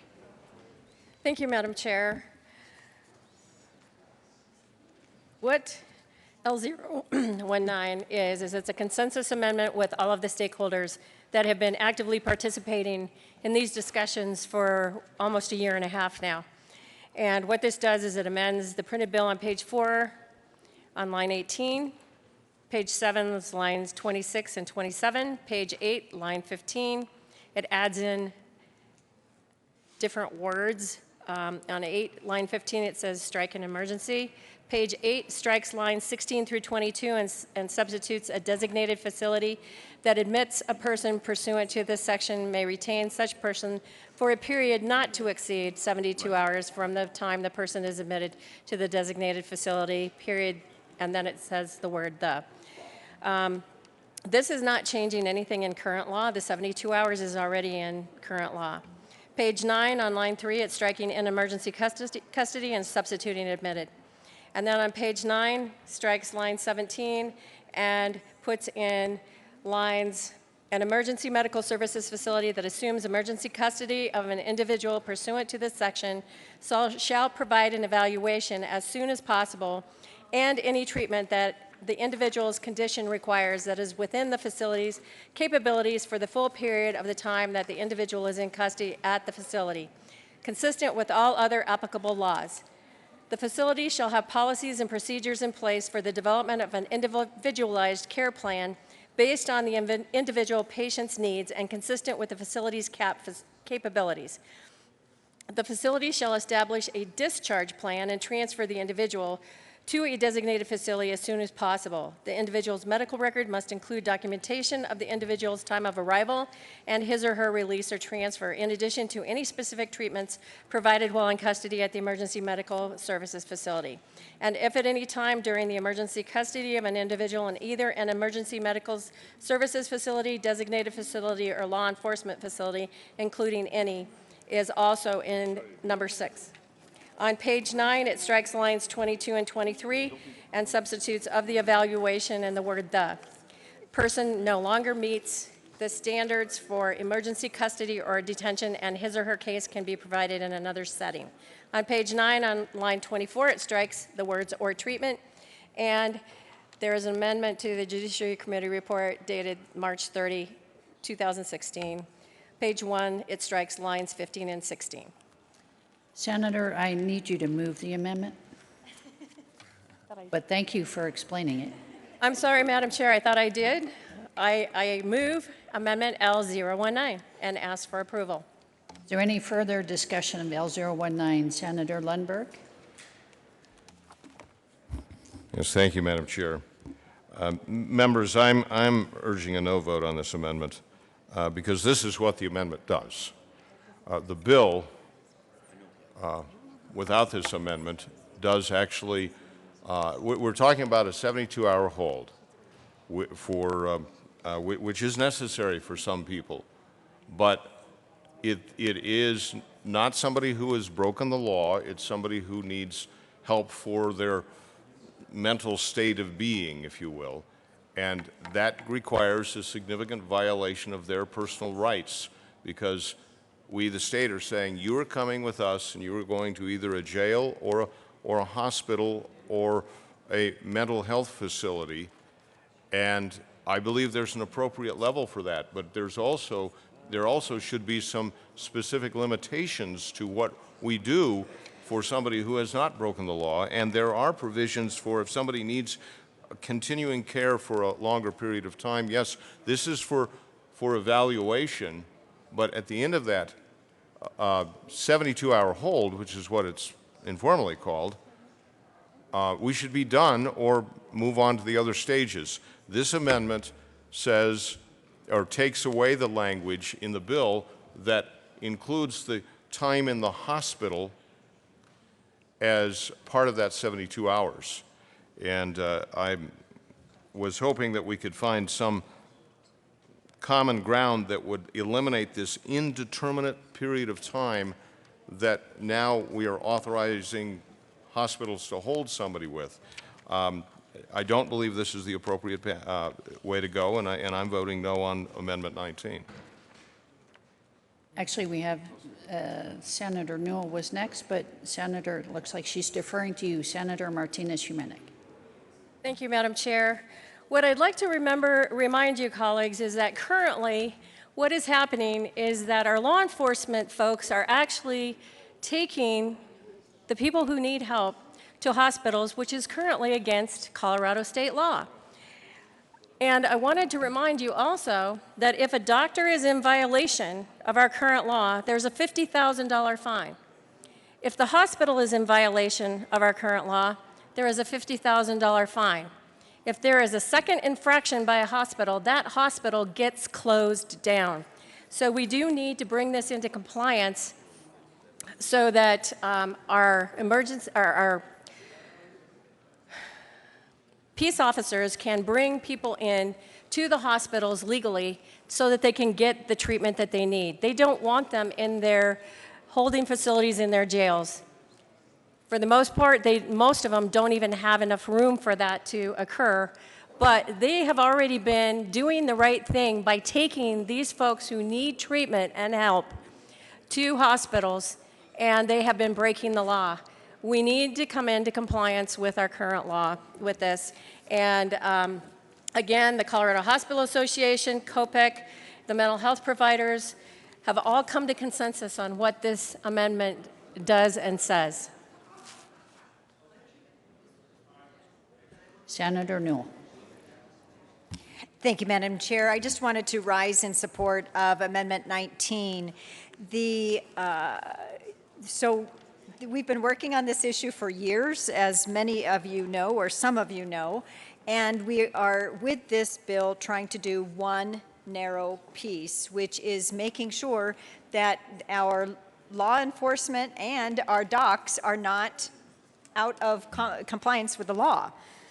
If we make this one narrow choice, another amendment you will see will fix another part of it that will help with those in opposition to this amendment. I can only speak about this amendment right now per the rules, so I want to be careful about that. But I do want to say that we have met exhaustively the Colorado Hospital Association and the mental health providers, law enforcement, and including COPIC, which is the insurance for the docs. So everybody in the stakeholder group is in agreement with Amendment 19, and I ask for an aye vote. Senator Aguilar, followed by Senator Lundberg. Thank you, Madam Chair. Members, I rise in opposition to Amendment 19, and I would ask, or I'll just do it myself, that you read lines 6 through 9. And what these lines say is that a designated facility that admits a person pursuant to this section may retain such person for a period not to exceed 72 hours from the time the person is admitted to the designated facility. Now read that again, the end of line 8, beginning of line 9, from the time the person is admitted to the designated facility. So I take offense with the good senator from Adams County's statement that this was the result of a 1.5-year process of stakeholders and that all the stakeholders were involved, because I can guarantee you that the people who came to testify before us in judiciary, who were people with mental illness, who had been held in prison, testified strongly against this bill. And I will also tell you that our Department of Human Services was not in agreement with this bill. And so certainly the people who are trying to ensure that they're not breaking the law, COPIC, the Hospital Association, the Sheriff's Department, they're comfortable with this because this bill covers them and it covers their action. And I'm not implying that what they're doing is wrong, and I'm happy to work to cover their actions, but I think we need to do that at the same time that we protect individuals' civil liberties. And I do not think that the two are incompatible.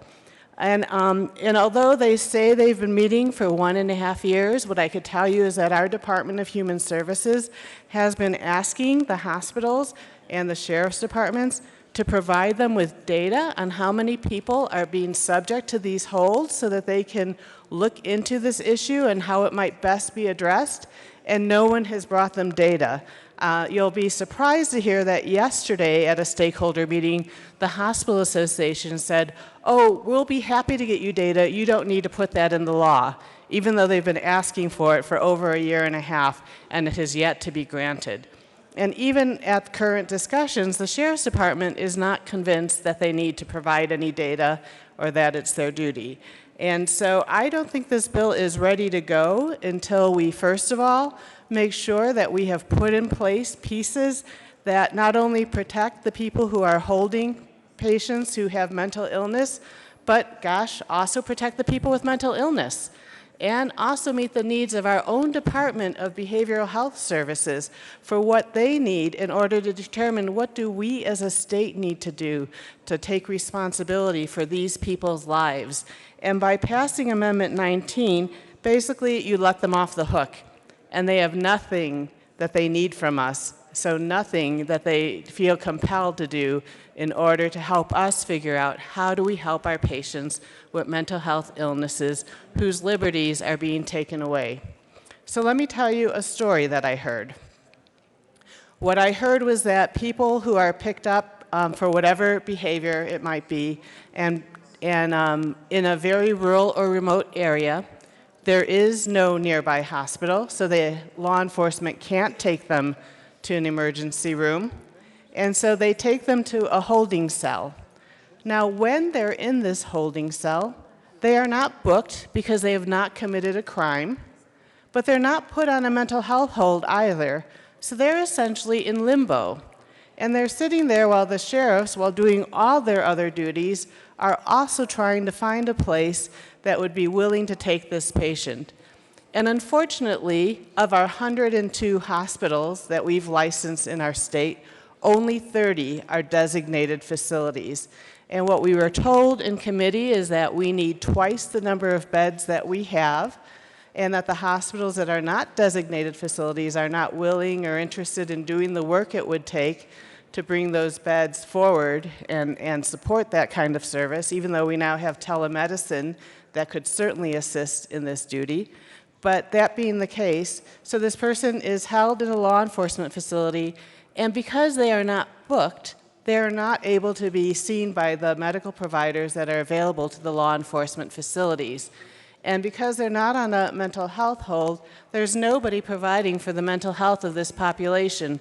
So you could literally be in a crisis mode, a decompensation of your bipolar disorder, in a mania, sitting in a jail with nobody giving you any medications. Now, in some cases, people with mental illnesses are on benzodiazepines. And if you're on a benzodiazepine at a high dose, which many times people with mental illness are, and your medication is abruptly stopped, you are at risk for a seizure. And so these are not just let's help their minds get better. This is let's first do no harm.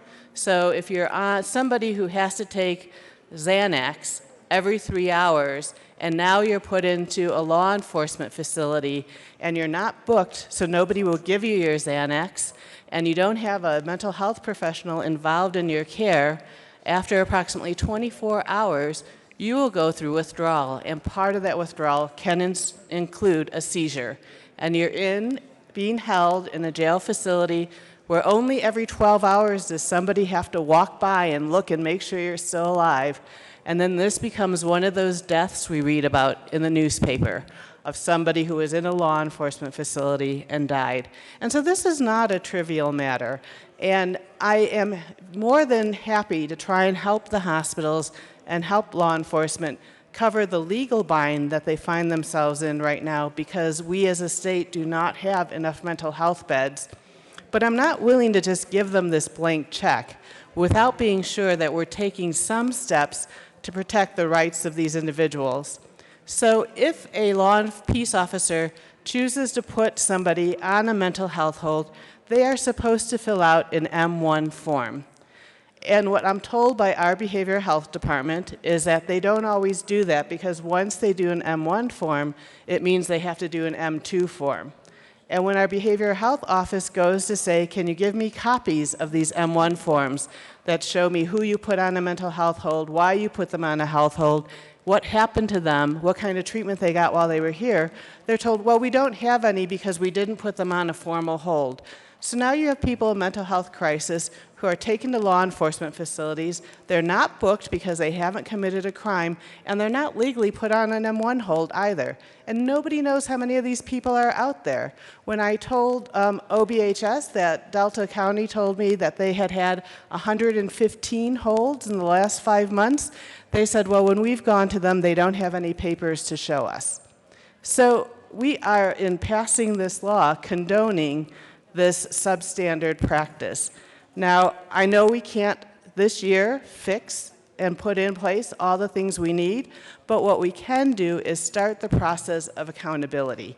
And what accountability to me looks like is if you bring somebody to a law enforcement facility, you need to either book them or put them on a hold, and our crisis centers need to be notified, and when possible, those people need to be given the medications they're supposed to get so they don't go through withdrawal, and so they stand a chance of improving their mental health. When you do that, if you're not booking them, then please give them their legal rights and fill out an M1 and give them the protections provided to them under an M2. Please save those pieces of paper. Please give them to our Department of Human Services so we can identify what is our need in what areas of our state. We have these 24-hour-a-day crisis lines available. The people in law enforcement should be calling those crisis lines immediately. If there is a walk-in crisis center in their community, they should take the patient there first before they're taken to a jail. And we can fix this without putting in any more resources to what we have right now. But if we pass this law, these same people who are everybody who's important are going to continue to not give our Department of Human Services the data that they need to help us redesign our health services so that we are not abusing people and taking away their civil liberties without providing them with any treatment or any of their medications, without putting them at risk of harm from going through benzodiazepine withdrawal. And I guess I also want to say that what I was told, and I don't know if this is true, is that the stakeholders are meeting for 1.5 years without any legislators. Now, if you have 100 legislators in your state, and one of them is a licensed practicing doctor, Wouldn't you have asked that person to be part of your stakeholder group? I knew nothing about this bill until it came before committee. And when I read it, I was horrified to hear what was happening to patients in our state under the legal authority of our state law.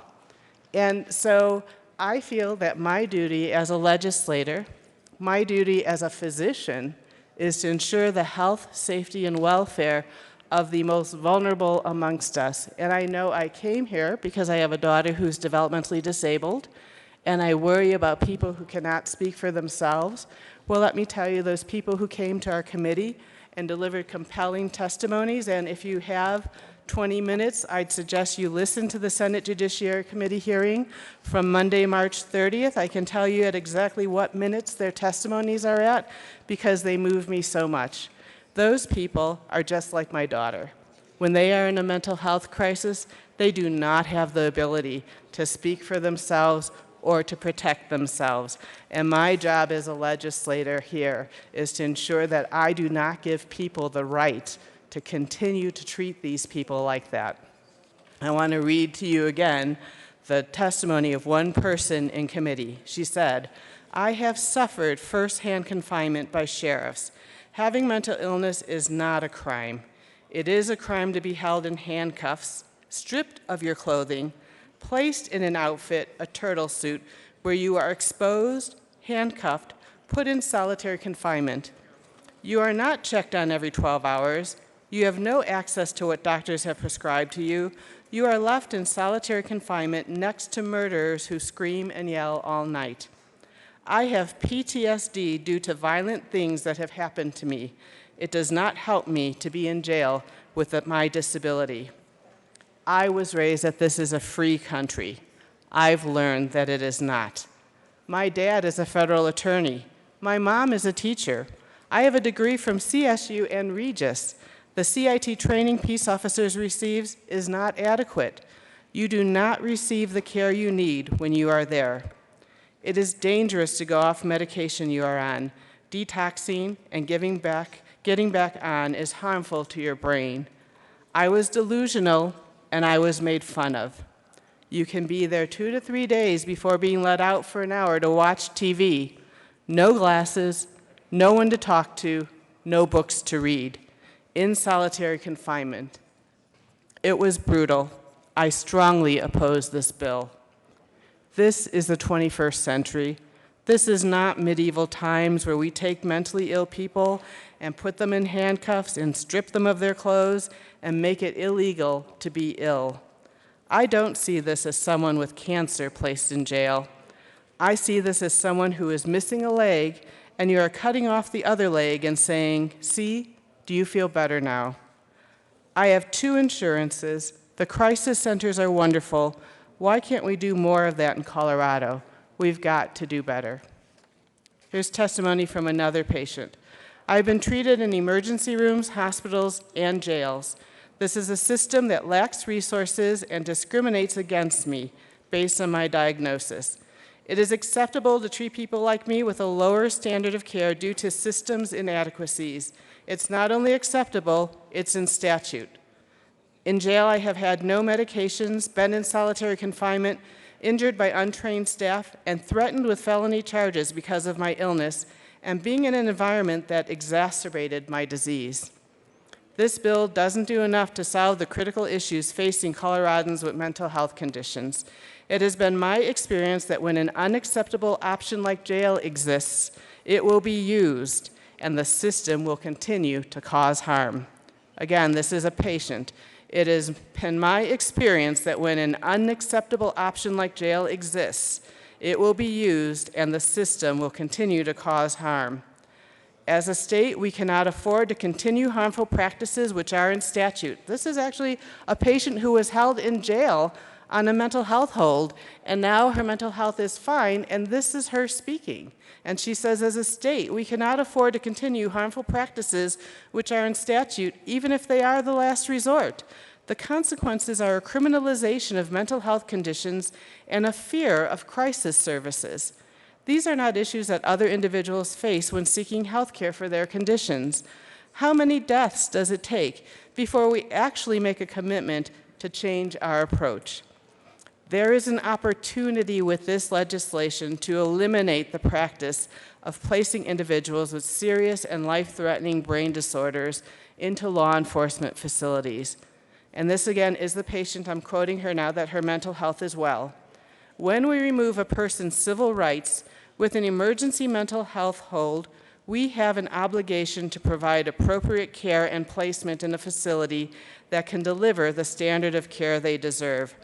After all, their right to refuse treatment that may harm them has been legally eliminated.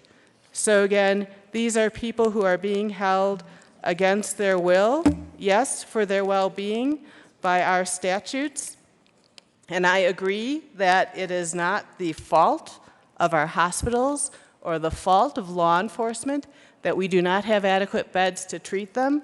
But on the other hand, to hear that they've been working on this for over a year and a half and nobody has brought up this whole issue of the substandard care that these people are getting and brought to our budget committee a discussion about what do we as a state need to do to not continue this process, but what we get instead is a here, please cover my butt so at least if I'm breaking the law, I'm not going to be sued for it. I find that offensive, reprehensible, and inconsistent with our duty as state legislators.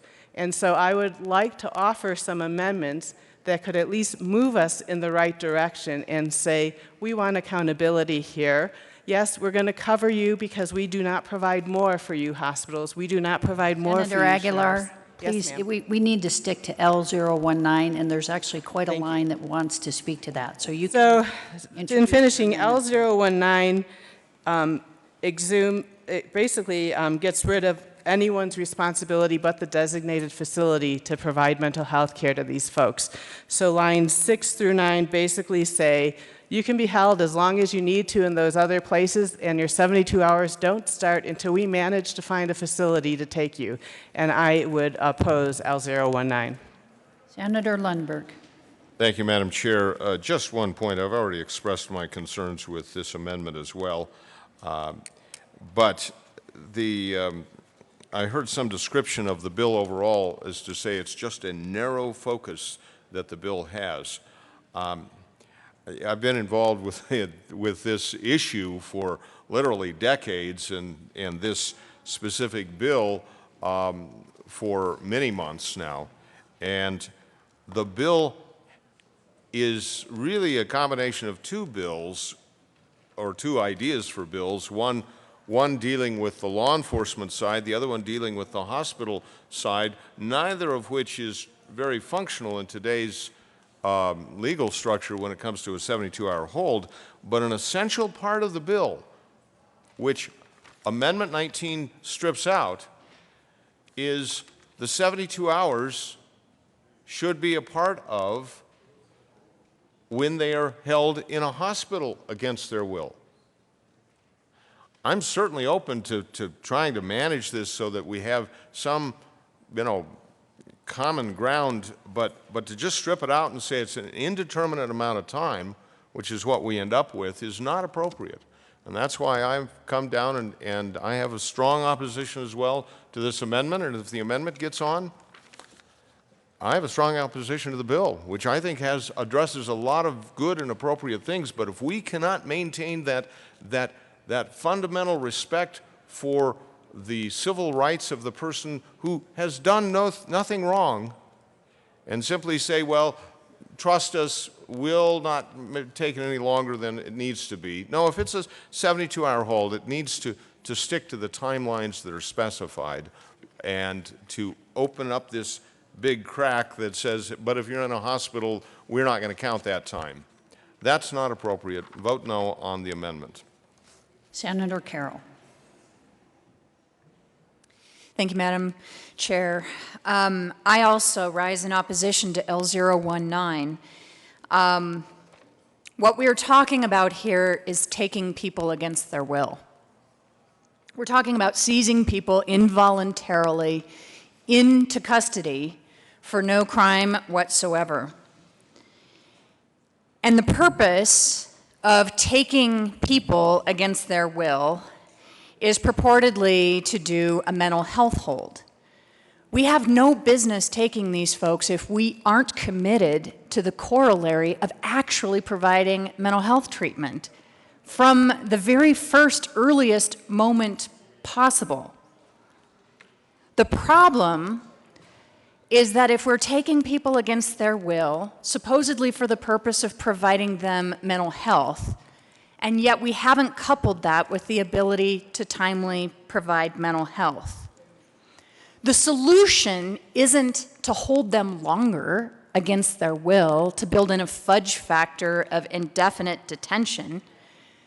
I gotta be blunt, I think that is barbaric as a healthcare practice, and I think it is a serious infringement on civil liberties. The solution is to expedite the delivery of mental health.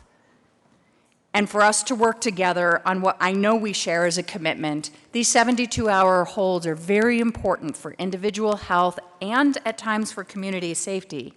But the solution is to expedite the delivery of mental health, not to extend the period by which you can indefinitely hold somebody who has done nothing wrong.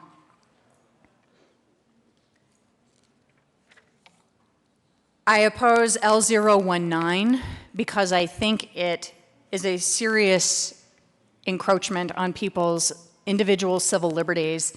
And while I think we all understand that the problem is you can't be holding people and then not providing them mental health. I mean, that doesn't make any sense either. But there isn't anyone really collectively advocating for the rights of the people. Put yourself in the point of view of the person who's being taken against their will. How long are you being held? Where are you going? If this is, from their experience, how we help, is it any wonder someone would learn to be extremely fearful of the help that is supposed to be on the way? I share all the concerns, I guess, of my colleagues for anything that does anything to extend the 72-hour hold, and think we should put our united effort on how we make sure we get the most expeditious delivery of high-quality mental health to those who are in it. And I also just wanted to second the concern that if we are taking people's liberties away, the least we can do is track the data to know who we are seizing against their will and what kind of numbers and what kind of response they got. As to L019, because I think this has the ability to do some indefinite extension on the 72-hour hold, would respectfully ask for a no vote. Senator Cook.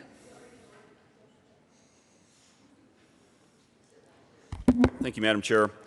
I need to correct a few things that were not accurately stated.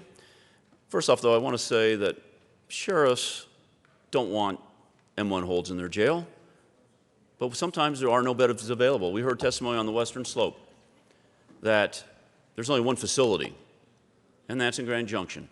So when the beds are full, there's no place to take them.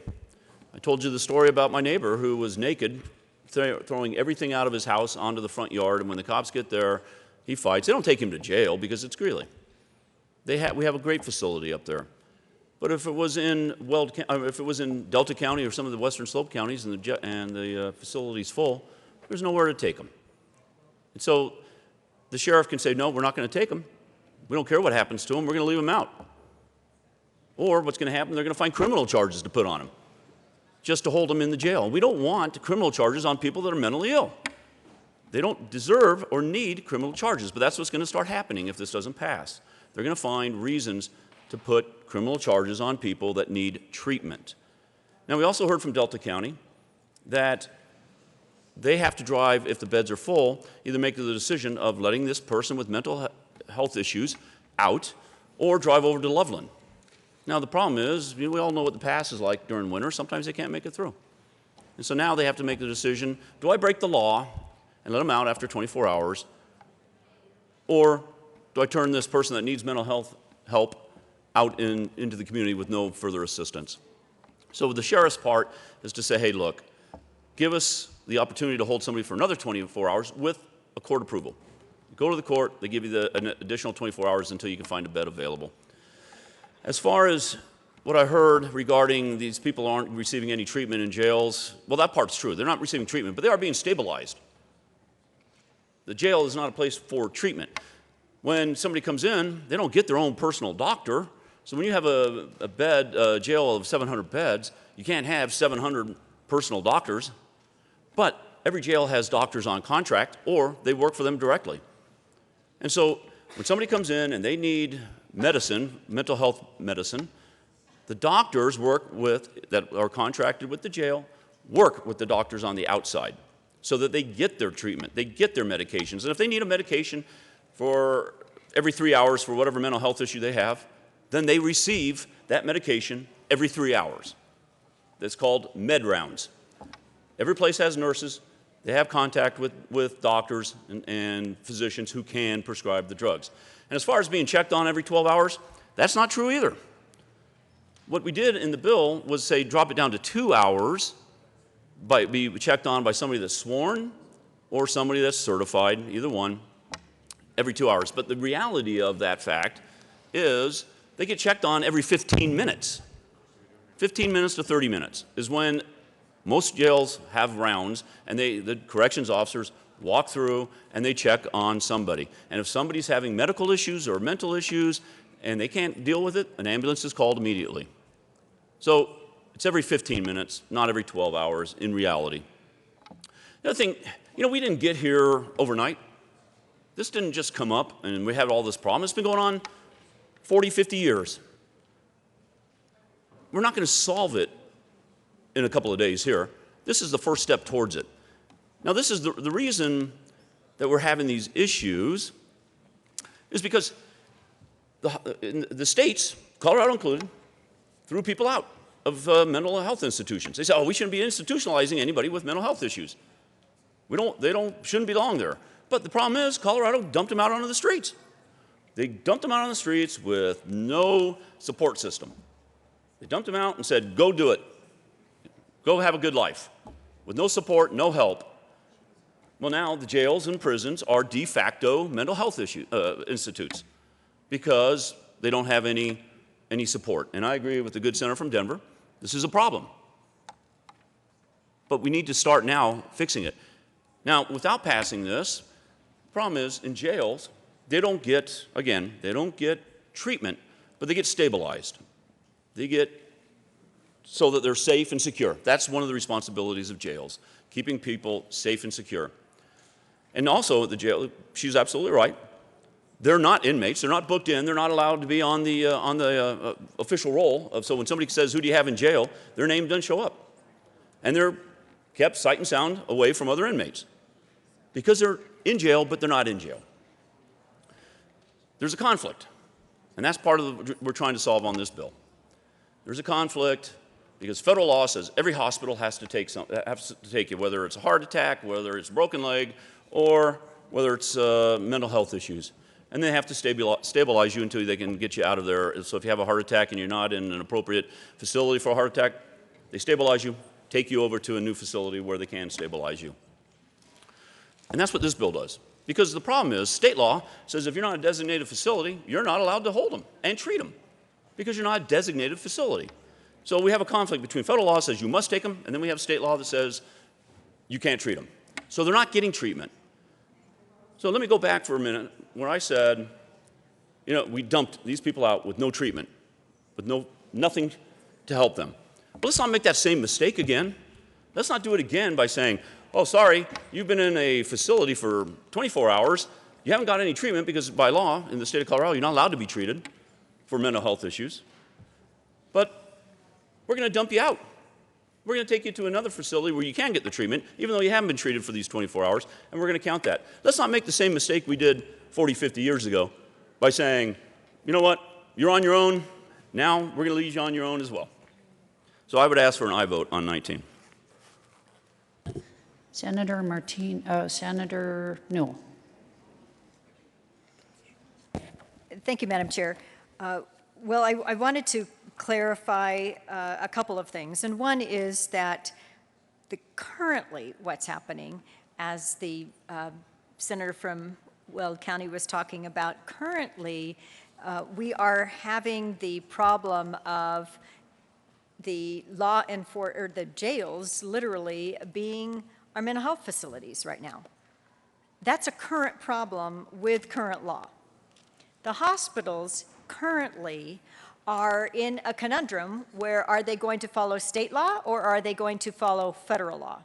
And that is exactly what, if you take out lines 6 through 9 in Amendment 19, then you would be continuing to force the hospitals to decide if they're going to follow state law or if they're going to follow federal law. If they are given that choice, they will always choose federal law. So again, the person with the problem who's in there in a 72-hour hold is suffering because of that, because the hospital is going to say, no, we won't accept you because we are not going to be out of compliance with the federal law. And so that is one problem, or the biggest problem with lines 6 through 9 if you take them out. There have been stakeholder meetings. I have not attended all of them. I've attended some of them. I've known about this issue for probably about 1.5 years or 2 years, actually. And so to explain that why Amendment 19 is critical the way that it reads now, we might as well not have a bill. And the problem is we need a bill in order to get the narrow piece that we need to start to fix the problem. Now, could we end up funding for the mobilization, crisis stabilization, mobile units? Could we do funding for the mental health, community health centers to be more broad spread throughout the state? Could we get funding for that? Well, that's not in this bill, but maybe we need to look at that for our next year's budget. But in the meantime, I ask for an aye vote on Amendment 19. Senator Neville. Thank you, Madam Chair. Well, I rise in opposition to L019, and I'm looking at this from the standpoint of civil liberties. 72 hours should mean 72 hours. When we put in place a law that allows somebody to be taken, sometimes against their will, off the street, put on mental health hold, and we leave them in limbo, that's a problem. I'm not here to argue the issues and the challenges that other facilities face.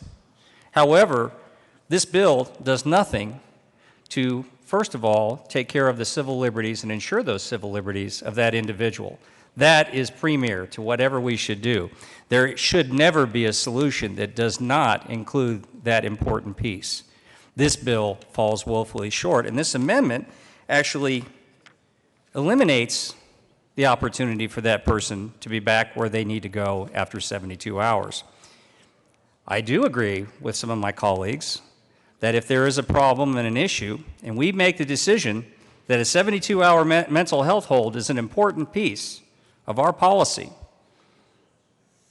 and the voters believe this, and we're here to say, we're here from the government, and we're here to help you because you're having a mental health problem, and you're going to give up your freedom and liberty for 72 hours. Oh, plus another 72 hours, and we're going to make sure if something else happens so that we don't hold jail facilities potentially liable, and so we don't hold hospitals, put hospitals in a tough situation.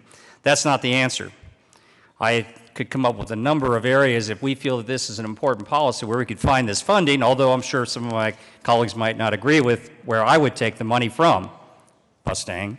But let's just say that there are opportunities here, and it's a question, first thing is the question of individual liberty, which should be above all things, the main question. No one should have to sacrifice their individual liberty for other purposes which the general good believes is more important without some kind of process to make sure that after 72 hours, they are actually released.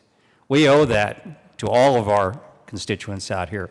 If we're not looking out for that, I think we have our priorities incorrect. And I'd be glad to help and work in any other way possible to deal with some of these issues. But this amendment pretty much undoes anything that is really even positive in the bill. And frankly, the bill itself, I think, was more of a narrow scope when it was introduced, but how much positivity is in that bill is possibly questionable too. But 19 definitely does much to destroy any positivity in the bill. Senator Martinez-Humenick. Thank you, Madam Chair. Colleagues, I'd like to, again, just clarify what 19 does. It clarifies the types of services that a patient must receive in an emergency facility that is unable to provide psychiatric services. Again, our problem here is that Colorado state law requires that individuals placed on a 72-hour mental health hold must be taken to a facility designated by CDHS for evaluation and treatment or go to jail. Current law doesn't allow the individuals to be taken to a hospital emergency department. However, because sheriffs have kind hearts and believe that these folks shouldn't be in their jails, they are taking them to hospitals, which is against the law. Especially in rural areas, and in rural areas, many times they don't even have an emergency medical services facility that they can take them to. They are limited with their personnel. They can call one of the mobile service units, but there aren't that many available to go to the stretches of our frontier counties as well as our rural counties. Adding those mobile service units is something that definitely needs to be discussed and talked about. It's going to add over $1.7 million to our state budget, and they don't even know if that's the right figure to be able to purchase these particular types of vans that would be transporting folks in a safe manner. Where are we in conflict with the federal law? Hospitals are required to screen and stabilize all patients that arrive at a hospital with an emergent medical condition by the Emergency Medical Treatment and Labor Act. If that is followed by our rural sheriffs, by taking them here, the hospitals are going to follow this act, and they can often hold those folks longer than the 72 hours.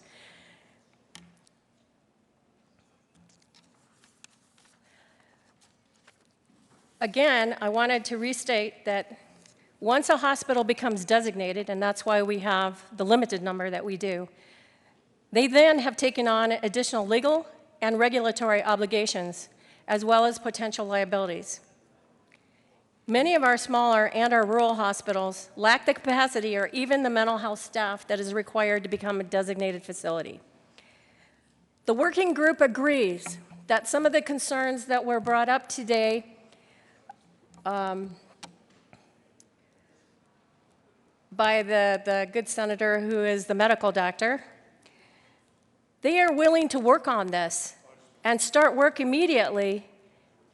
But once this bill gets passed so that our law enforcement officers and our hospitals are not doing what they believe is right for folks who have mental health issues by going against the state law. Again, they are willing to work on all of the issues that were brought up before to make sure that there is no rock unturned with what the issues are, the problems are that need to be resolved. They want these, everyone wants this to be resolved, and everyone wants these things that are currently not right within our current system to be fixed. But it's going to take some time. That is not something that we can do in this bill. It's going to take effort by everyone who might be affected and who wants to be a part of those discussions. Again, I would ask for approval of L019. Senator Crowder. Thank you, Madam Chair. Just a point of clarification on the EMTALA. The way that works is it is a federal law that President Reagan brought into effect in 1986. But the way it reads is you can take a person to the hospital, but if they do not have the services to provide that, then it's up to the individuals to get them to another place that can. So I just want you to be aware that hospitals that are limited in what they can do in this, but I just want to make that one point of clarification. And do you want to flip? Senator Lundberg. Thank you, Madam Chair. I promise I'll be shorter. Without Amendment 19, Senate Bill 169 works pretty well. With Amendment 19, it takes away the limitation on how long one can be held in a hospital setting. Now, can we go further down and find some better refinements? I believe so, but to simply eliminate that timeline from the hospital setting is what I consider to be inappropriate, and that's why I'm a no vote on this amendment. And probably a no vote on the bill, unfortunately, if the amendment goes through. But for sure, the amendment itself. The other elements, I believe, are necessary. And yes, we need to address this, but it needs to be the total package. Senator Aguilar. Thank you, Madam Chair. You know, what I'm hearing here reminds me of a phone call I got the other day. I was one of those people who was foolish enough to go to one of those timeshare things and ended up buying a piece of a timeshare. And about every 3 months, I get a call from somebody and they say, "You want to sell your timeshare? Just give me $500 and I'll sell it for you." And so what I'm hearing now is the Hospital Association and the sheriff saying, "Well, just give me this bill and I'll fix that problem for you." And I can tell you that I don't think that that timeshare offer works very well. And so I still think that 6 through 9 is a problem, that we need to start our accountability up first.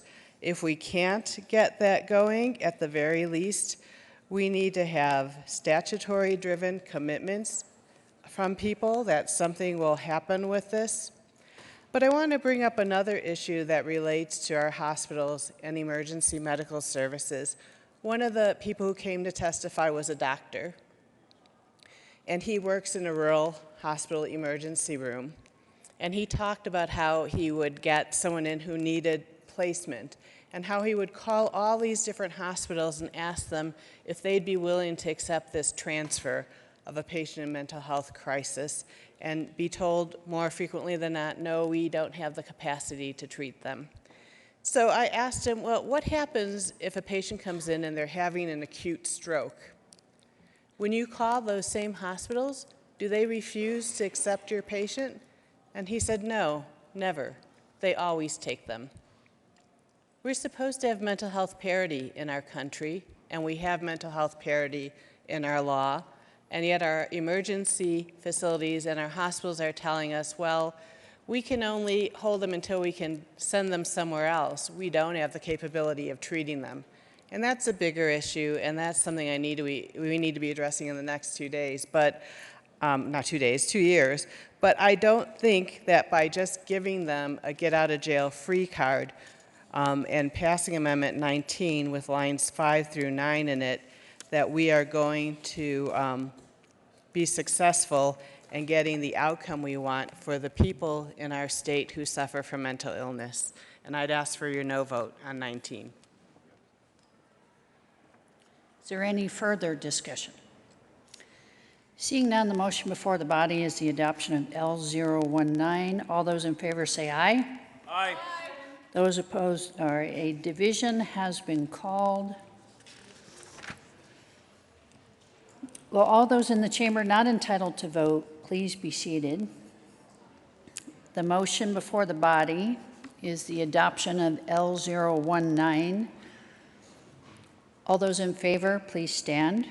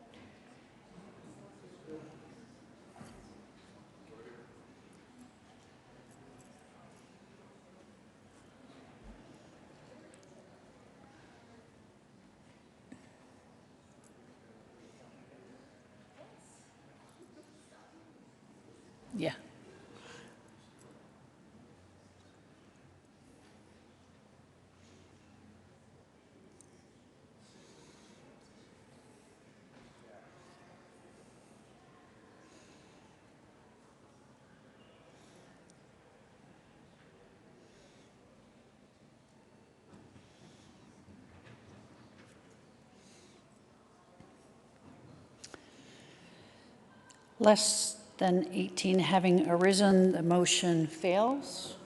Oh.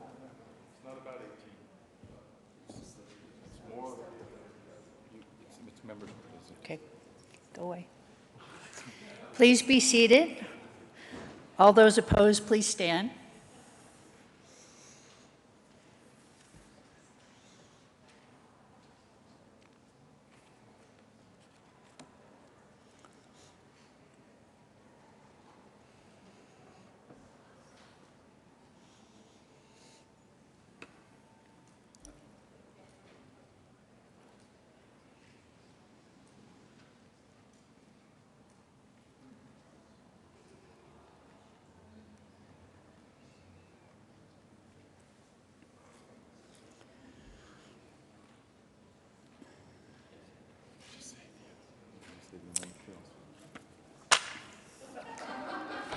Less than 18 having arisen, the motion fails.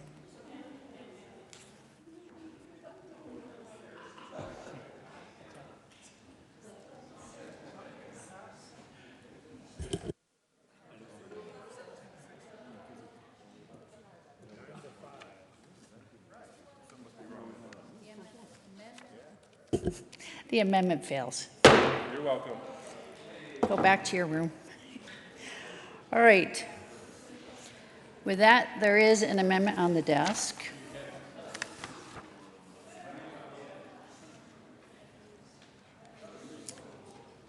Is sponsor of amendment L016. Senator Aguilar. Mr. Majors. Amendment L016, Senate Bill 169 by Senator Aguilar, amend printed bill, page 6, line 9, strike, no other, another, and substitute no other, page 6, line 10, strike, and substitute or, and or, and. Senator page 6, strike. Aguilar. Thank you, Madam Chair. I move Amendment L016. Members, this is just an amendment that removes confusion from the statement. If you read the amended version of the bill, page 6, lines 9, 10, and 11, there are a lot of double negatives in there. And so by adopting Amendment L016, the statement will now say, he or she may be detained in a law enforcement facility if no other suitable facility for treatment or evaluation is readily available. And this was requested by the Colorado Psychiatric Society because they thought the language was too confusing and wanted to make it clear that the law enforcement facility was the facility of last resort. And I'd ask for your support for L016. Is there any further discussion?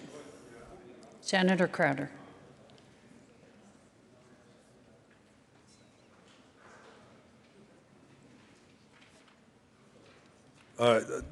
Thank you, Madam Chair. I just had a question for the drafter of this.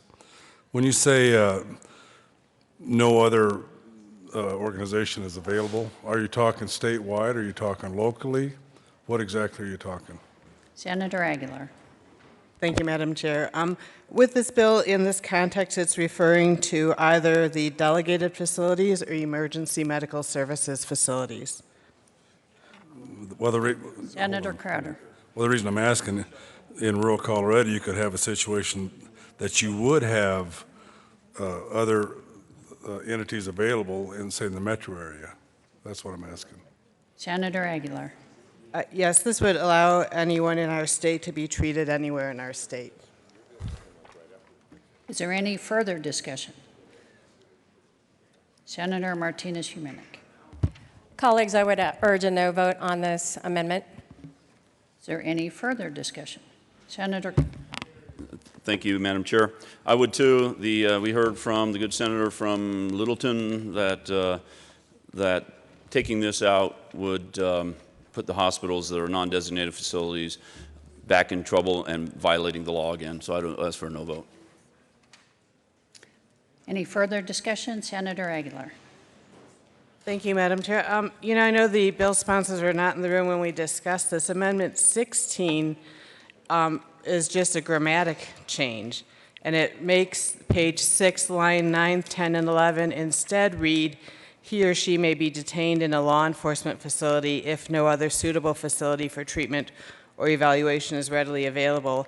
And this was to remove double negatives per the request of the Colorado Psychiatric Society. So this is not a substantive change. This is just a grammatic change. Senator Cook? My bad, Madam Chair. I was told we were doing Amendment 20. So, disregard. Senator Martinez-Humenick. Thank you, Madam Chair.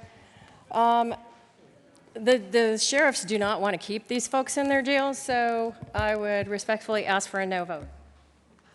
Is there any further discussion? Senator Newell. Thank you, Madam Chair, but it is my understanding that this doesn't change the intent, though, so that it's okay to vote aye on 16. Is there any further discussion? Seeing none, the motion before the body is the adoption of L016. All those in favor say aye. Aye. Those opposed, no. No. The ayes have it, and the amendment is adopted. There is an amendment on the desk. Amendment L020 to Senate Bill 169 by Senator Aguilar. Amend Printed Bill page 8, line 13, after paren 4, insert paren A, page 8, line 15, strike and substitute except as provided in paragraph paren B of this subsection 4. And Senator Aguilar. This L020. Thank you, Madam Chair. Members, Amendment L020. Please move the amendment. Oh, I'd like to move Amendment L020. Go ahead. Amendment L020 is the amendment that clarifies that the 72 hours begins as soon as a person is taken into custody. It states that on lines 20 and 21, it does state specifically that the emergency medical services facility may initiate a second 72-hour hold if it's still medically necessary. So this just creates the requirement that we monitor and account for all the time that the person is in custody for mental health reasons. And so if that does require, because they're very medically unstable, the fact that they be held even longer than 72 hours, it doesn't prohibit that. It just makes sure that the clock is running from the moment they're taken into custody. Is there any further discussion of L020? Seeing none, the motion before the body, Senator Cook. Thank you, Madam Chair. I urge a no vote on 20. Like I said, what I thought we were talking about last time was that this puts non-designated facility hospitals in a bad spot, and because they can't treat people. So I would ask for a no vote. Is there any further discussion? Seeing none, the motion before the body, Senator Neville. I have a question just for the senator from Greeley, just from a standpoint, trying to understand this. From what I'm seeing here, if a law enforcement facility has this person, this is just saying that that time that they have this person has to be included as part of the 72 hours. Am I missing something here other than, and of course it says other than Saturday, Sunday, and holidays, and then if evaluation and treatment, I mean if there's some kind of medical stability, but I'm trying to understand why law enforcement would have an issue with this. Senator Cook. Thank you, Madam Chair. What 20 does, it took out the language in 19, so therefore it leaves the hospitals in a pickle because they, the non-designated facilities, because now they can't treat these people and they're in violation of state law. And again, when they're in jail, they don't get treatment. They get stabilized, so there is no treatment when they're in jail. Is there any further discussion on L020, Senator Crowder? I need to ask the person who brought this forward a question. Are you saying that this goes into effect the minute that they're picked up, or this goes into effect the minute that they're delivered to the point of treatment? Senator Aguilar. Thank you, Mr. Chair. Madam Chair. So under our laws about emergency mental health holds, there are people who can initiate emergency mental health holds, and one of those people includes a peace officer. So when the moment that the peace officer determines that the person is not safe and needs to be held against their will, that would be the moment the clock starts. Senator Crowder. Well, the only question I got is, see, there's a lot of times a peace officer would not know or be credentialed to actually make that determination. Until that determination can be made, probably at a mental health place, would that not be beneficial to do it at the time that they're deposited and somebody makes that decision that they are mentally unstable? Or are we leaving it up to our police officer to make that determination? Senator Aguilar. Thank you. Under our statute 2765-105, peace officers actually are granted that privilege of being able to determine when somebody is mentally unstable. That is part of our existing statute. Is there any further discussion of Senator Martinez-Humenic? I would respectfully ask for a no vote on this amendment. Any further discussion on L020? Senator Lindbergh. I ask for an aye vote. The motion before the body is the adoption of Amendment L020. A division has been called. A division has been requested. Would all those in the chamber not entitled to vote please be seated? The motion before the body is the adoption of L020. All those in favor, please stand.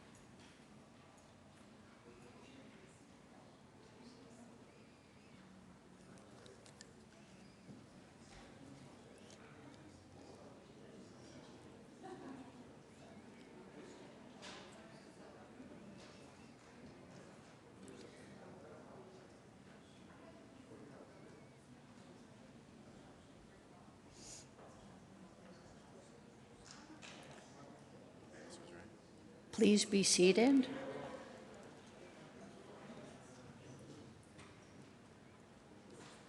Please be seated. All those opposed, please stand.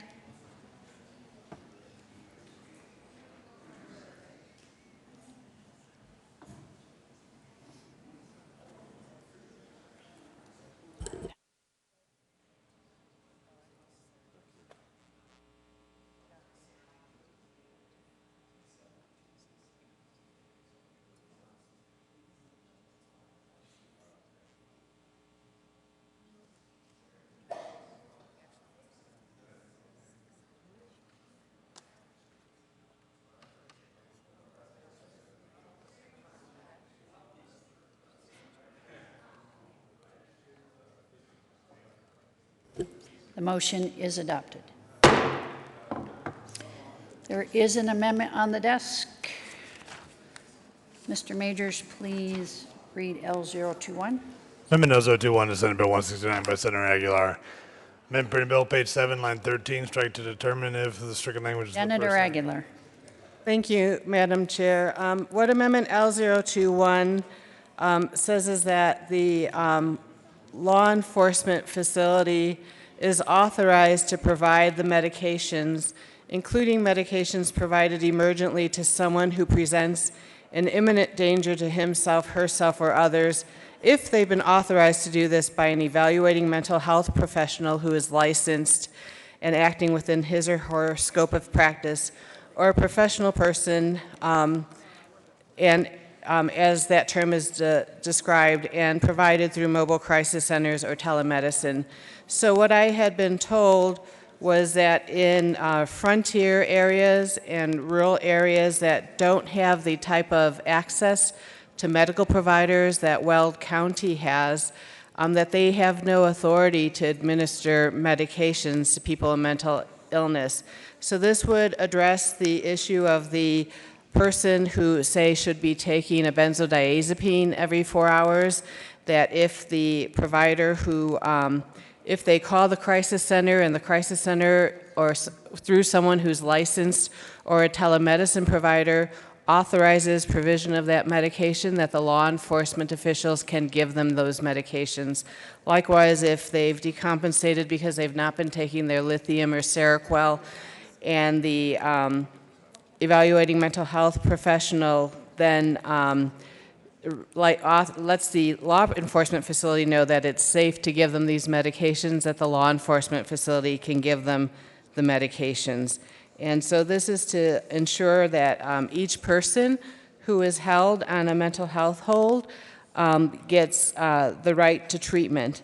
You know, there was actually, interestingly, a Washington State Supreme Court decision on this issue where people similar to us are being held, in Colorado, are being held in facilities and not being given their treatment or medication.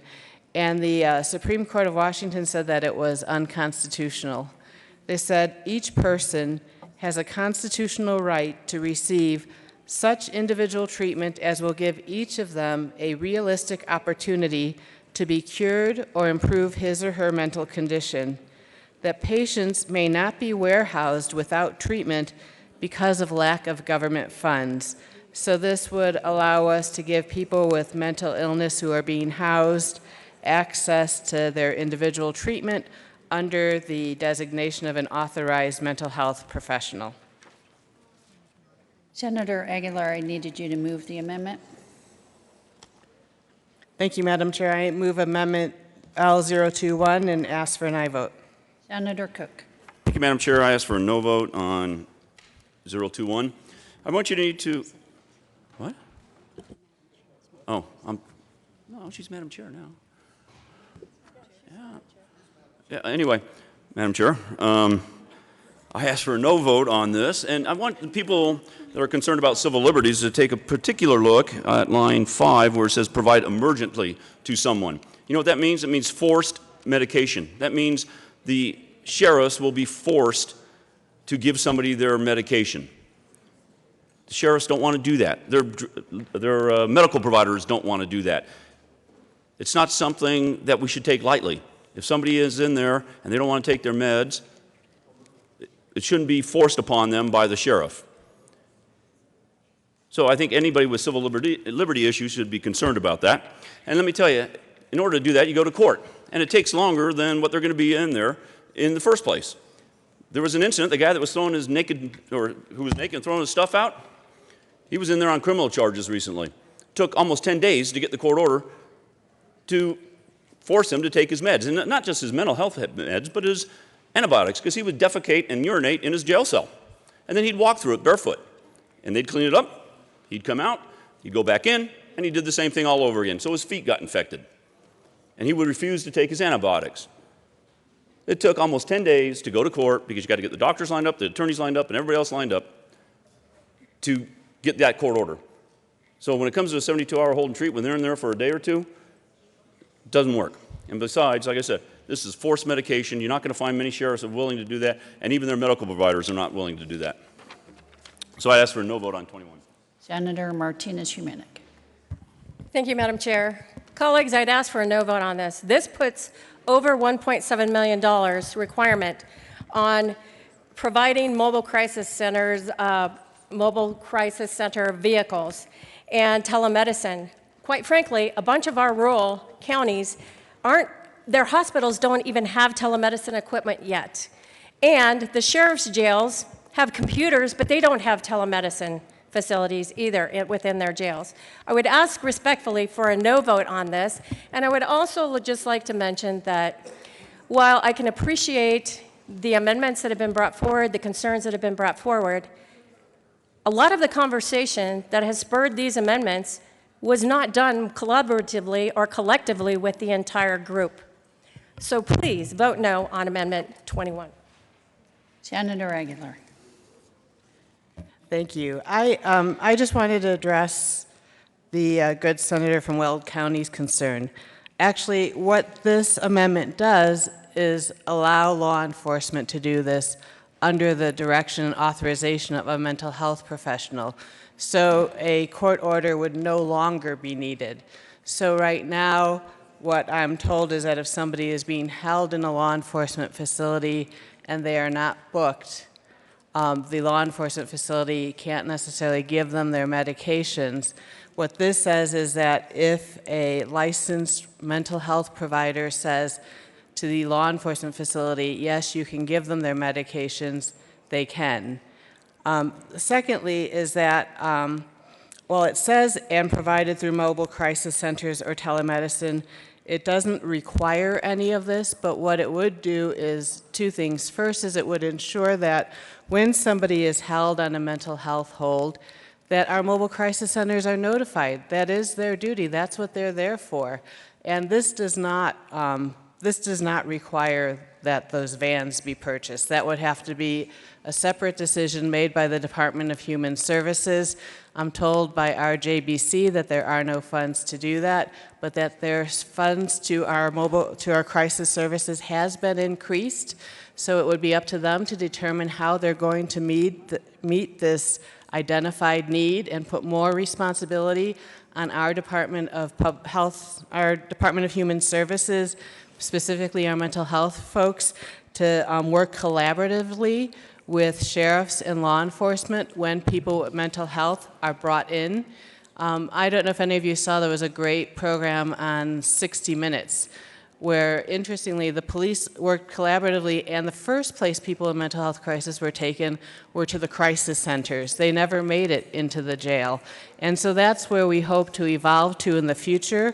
But what this specific amendment does is two things. One, it removes that requirement that the law enforcement facility go to get a court order to give someone medications, as long as a mental health professional has given the authorization to do that. And I'd ask for an aye vote. Senator Carroll. Thank you, Madam Chair. I also support L021. We took care of the first concern, which is essentially that 72 hours means 72 hours. But one of the conundra that were identified earlier is that the current law essentially has barriers, even with willing and capable people. This amendment is simply the authorization to work with people who are qualified within their scope of practice to have mental health treatment options available to the person we're holding for mental health reasons until they get transferred to a full mental health facility. So it has options for the patient. It addresses the problem that the whole bill is supposed to be about, which is getting proper mental health treatment sooner. And it gets these options in earlier in the process within the same 72 hours we're talking about, and it's flexible. This is basically saying that there's an array of qualified people, and as long as they're qualified, they have permission to work with them to go ahead and bring them in to start some of the processes for mental health treatment earlier until we can find a more appropriate place to transfer to. I don't know why we wouldn't do this. The whole reason we're holding this person is supposed to be to get the mental health. This is about giving them those options. I think it's an important amendment, and I support L021. Senator Crowder. Thank you, Madam Chair. You know, I'm going to have to be a no vote on this one because of this. You know, we're talking about people being basically placed in a holding cell or whatever, but we have the mental health throughout the state. Now, what we're talking about is a crisis emergency. I do not know why the mental health in the various counties, and I'm talking about the frontier, cannot come in on a Saturday night, a Sunday morning, a Sunday night. You know, what we're doing is we're putting this role on we're putting mental health role onto the sheriff's department or the police department. And I do believe that there's adequate, or it's never going to be adequate, but there are people in the area that serve mental health that could actually come in and treat this person, even if it's every 4 hours.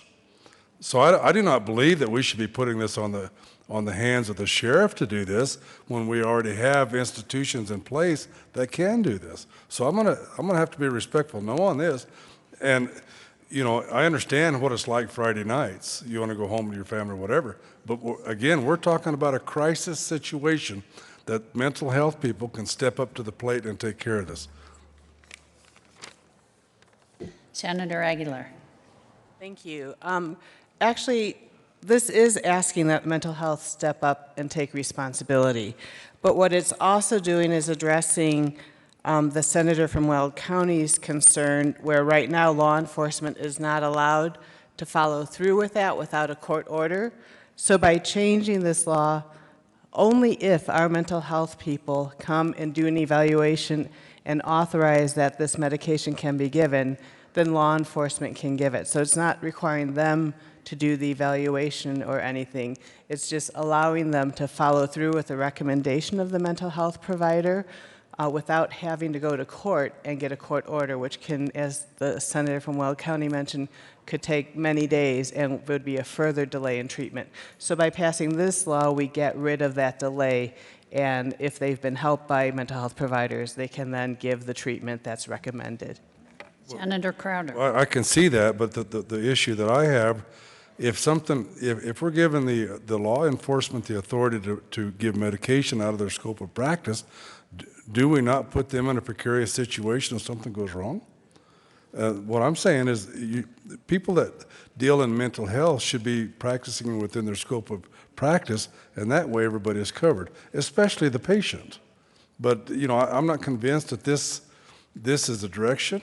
You know, I accept your idea, but, you know, I just believe that if a person is taken to a holding cell, it should be turned over to mental health, and they should be the entity that takes care of this. And we're talking for the 72-hour period unless they can find a different place. But, well, thank you. Senator Newell. Thank you, Madam Chair. Well, I respectfully ask for a no vote, not because the theory doesn't make sense. Totally understand, and I'm in agreement with the theory. In practicality, what this would do is it would require, not require, but the jails would not, even though they would be authorized, they wouldn't want to do it, and they would wait for a court order anyway. And the piece in there about the telemedicine and the mobile crisis centers, we don't have that infrastructure yet. So this would add probably close to a couple $1 million. Now, should we do that next year? Absolutely, in next year's budget. But right now, in practicality, this would not work. So I ask for a no vote. Senator Cook. Thank you, Madam Chair. I also ask for a no vote again. Besides the forced medication issue, it says they're authorized to do it, but they're not going to do it without a court order. And because it's too much liability, I don't care what the medical examiner says, they're going to go to court, and it's going to take a long time to do it. The other problem with this is on line 16, where it says, and provided through mobile crisis centers or telecommunications. The Weld County Sheriff's Office has a psychiatrist that's on contract and comes in 3 days a week, as does most of the large jails. So what this says is that they have to go through mobile crisis centers or telemedicine instead of using their own doctors. And the other issue with that is the telemedicine or the mobile crisis center. There's 3 mobile crisis centers in the state, Pueblo, Greeley, and Grand Junction. And so they're not manned 24 hours either. And so the problem is they're not going to get the treatment because we're not going to force it. And number 2, there's not the capability to utilize them. Senator Aguilar. So, first of all, actually, our crisis center people are available 24 hours a day by phone. And they have a 98% hit rate for actually getting the services to where they've been called and requested to. And so I'd be happy to work with Senator Cook to clean the language up on this, but I take issue with the statement that I didn't share this and work on this with anyone. I've actually sent all these amendments out to all the stakeholders. We've had 2 stakeholder meetings that unfortunately I was in committee in, but my policy chief was at the meetings talking with stakeholders. And frankly, what the stakeholders said is, we want this bill like it is, or we don't want anything at all, period. And they were not willing to have discussions and negotiate. And when I tried to reach out, the only people who would give me feedback on this amendment were the Mental Health Corporation of Denver, Mental Health America, and the Colorado Psychiatric Society. And those two mental health professionals, those two advocates for people with mental health, said they support these amendments. The final thing I want to say about it is it says if authorized, so in no way does it compel anything. So if our crisis centers, which I'm told have a 98% response within 24-hour rate, are not able to respond to the law enforcement facility, then they have no obligation. I think the question that Senator from Weld County raised is another one, which is, does this mean that only they can do it as opposed to their local providers if local providers are available? And certainly that would be an easy amendment to make to this. But again, when I've sat down with the stakeholders who've been working with the senators on this, they've not been interested in discussing how to make this bill better. And have not given me feedback on how to make this, but the stakeholders who represent people with mental illness, the Mental Health Association and the Colorado Psychiatric Society, do support this amendment. And so I would ask on behalf of patients with mental illness who are in crises that you say yes to Amendment 21. Is there any further discussion on L021? Seeing none, the motion before the body is the adoption of Amendment L021. All those in favor say aye. Aye. All those opposed, no. The noes have it, and the amendment fails. Mr. Majors, would you please read the amendment on the desk? The next one. Amendment L023 to Senate Bill 169 by Senator Aguilar, amendment in bill page 4, line 19. Majority Leader Shuffle. Thank you, Madam Chair. I move the committee lay over Senate Bill 169 to April 14th. The motion before the body is to lay over Senate Bill 169 until April 14th. All those in favor say aye. Aye. Those opposed, no. The ayes have it. Senate Bill 169 will lay over to April 14th.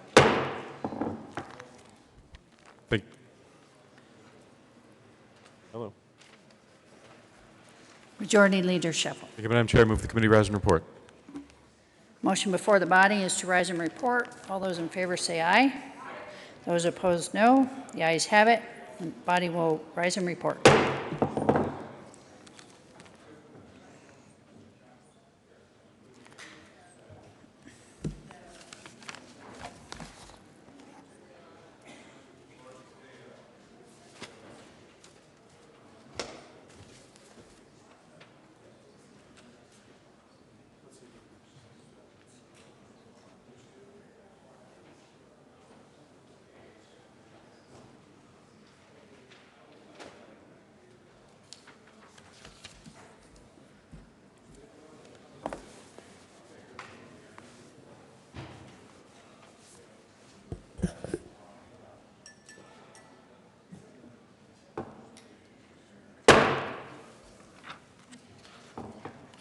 The Senate will come back to order. Senator Roberts.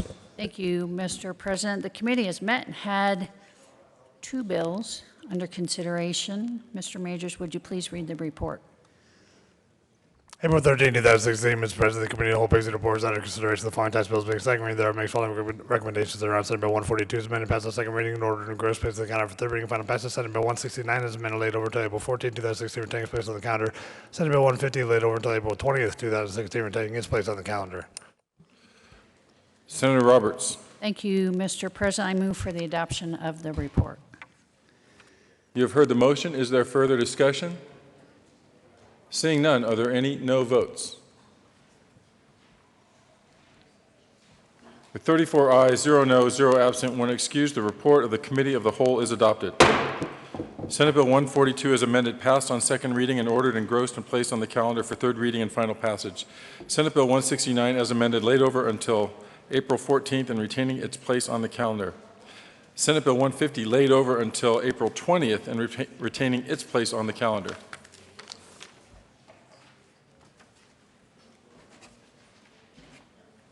Consideration of governor's appointments. Majority Leader Sheffel.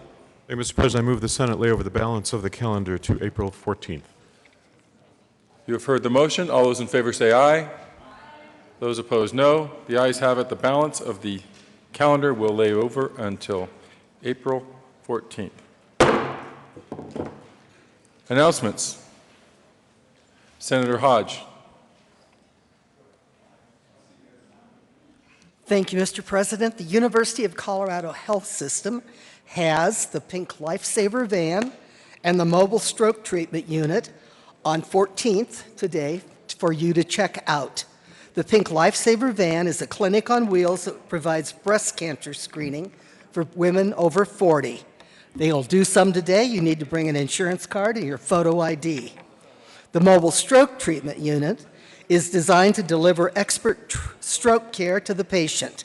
It allows onboard diagnosis and critical blood clot busting medications to be administered en route to the hospital.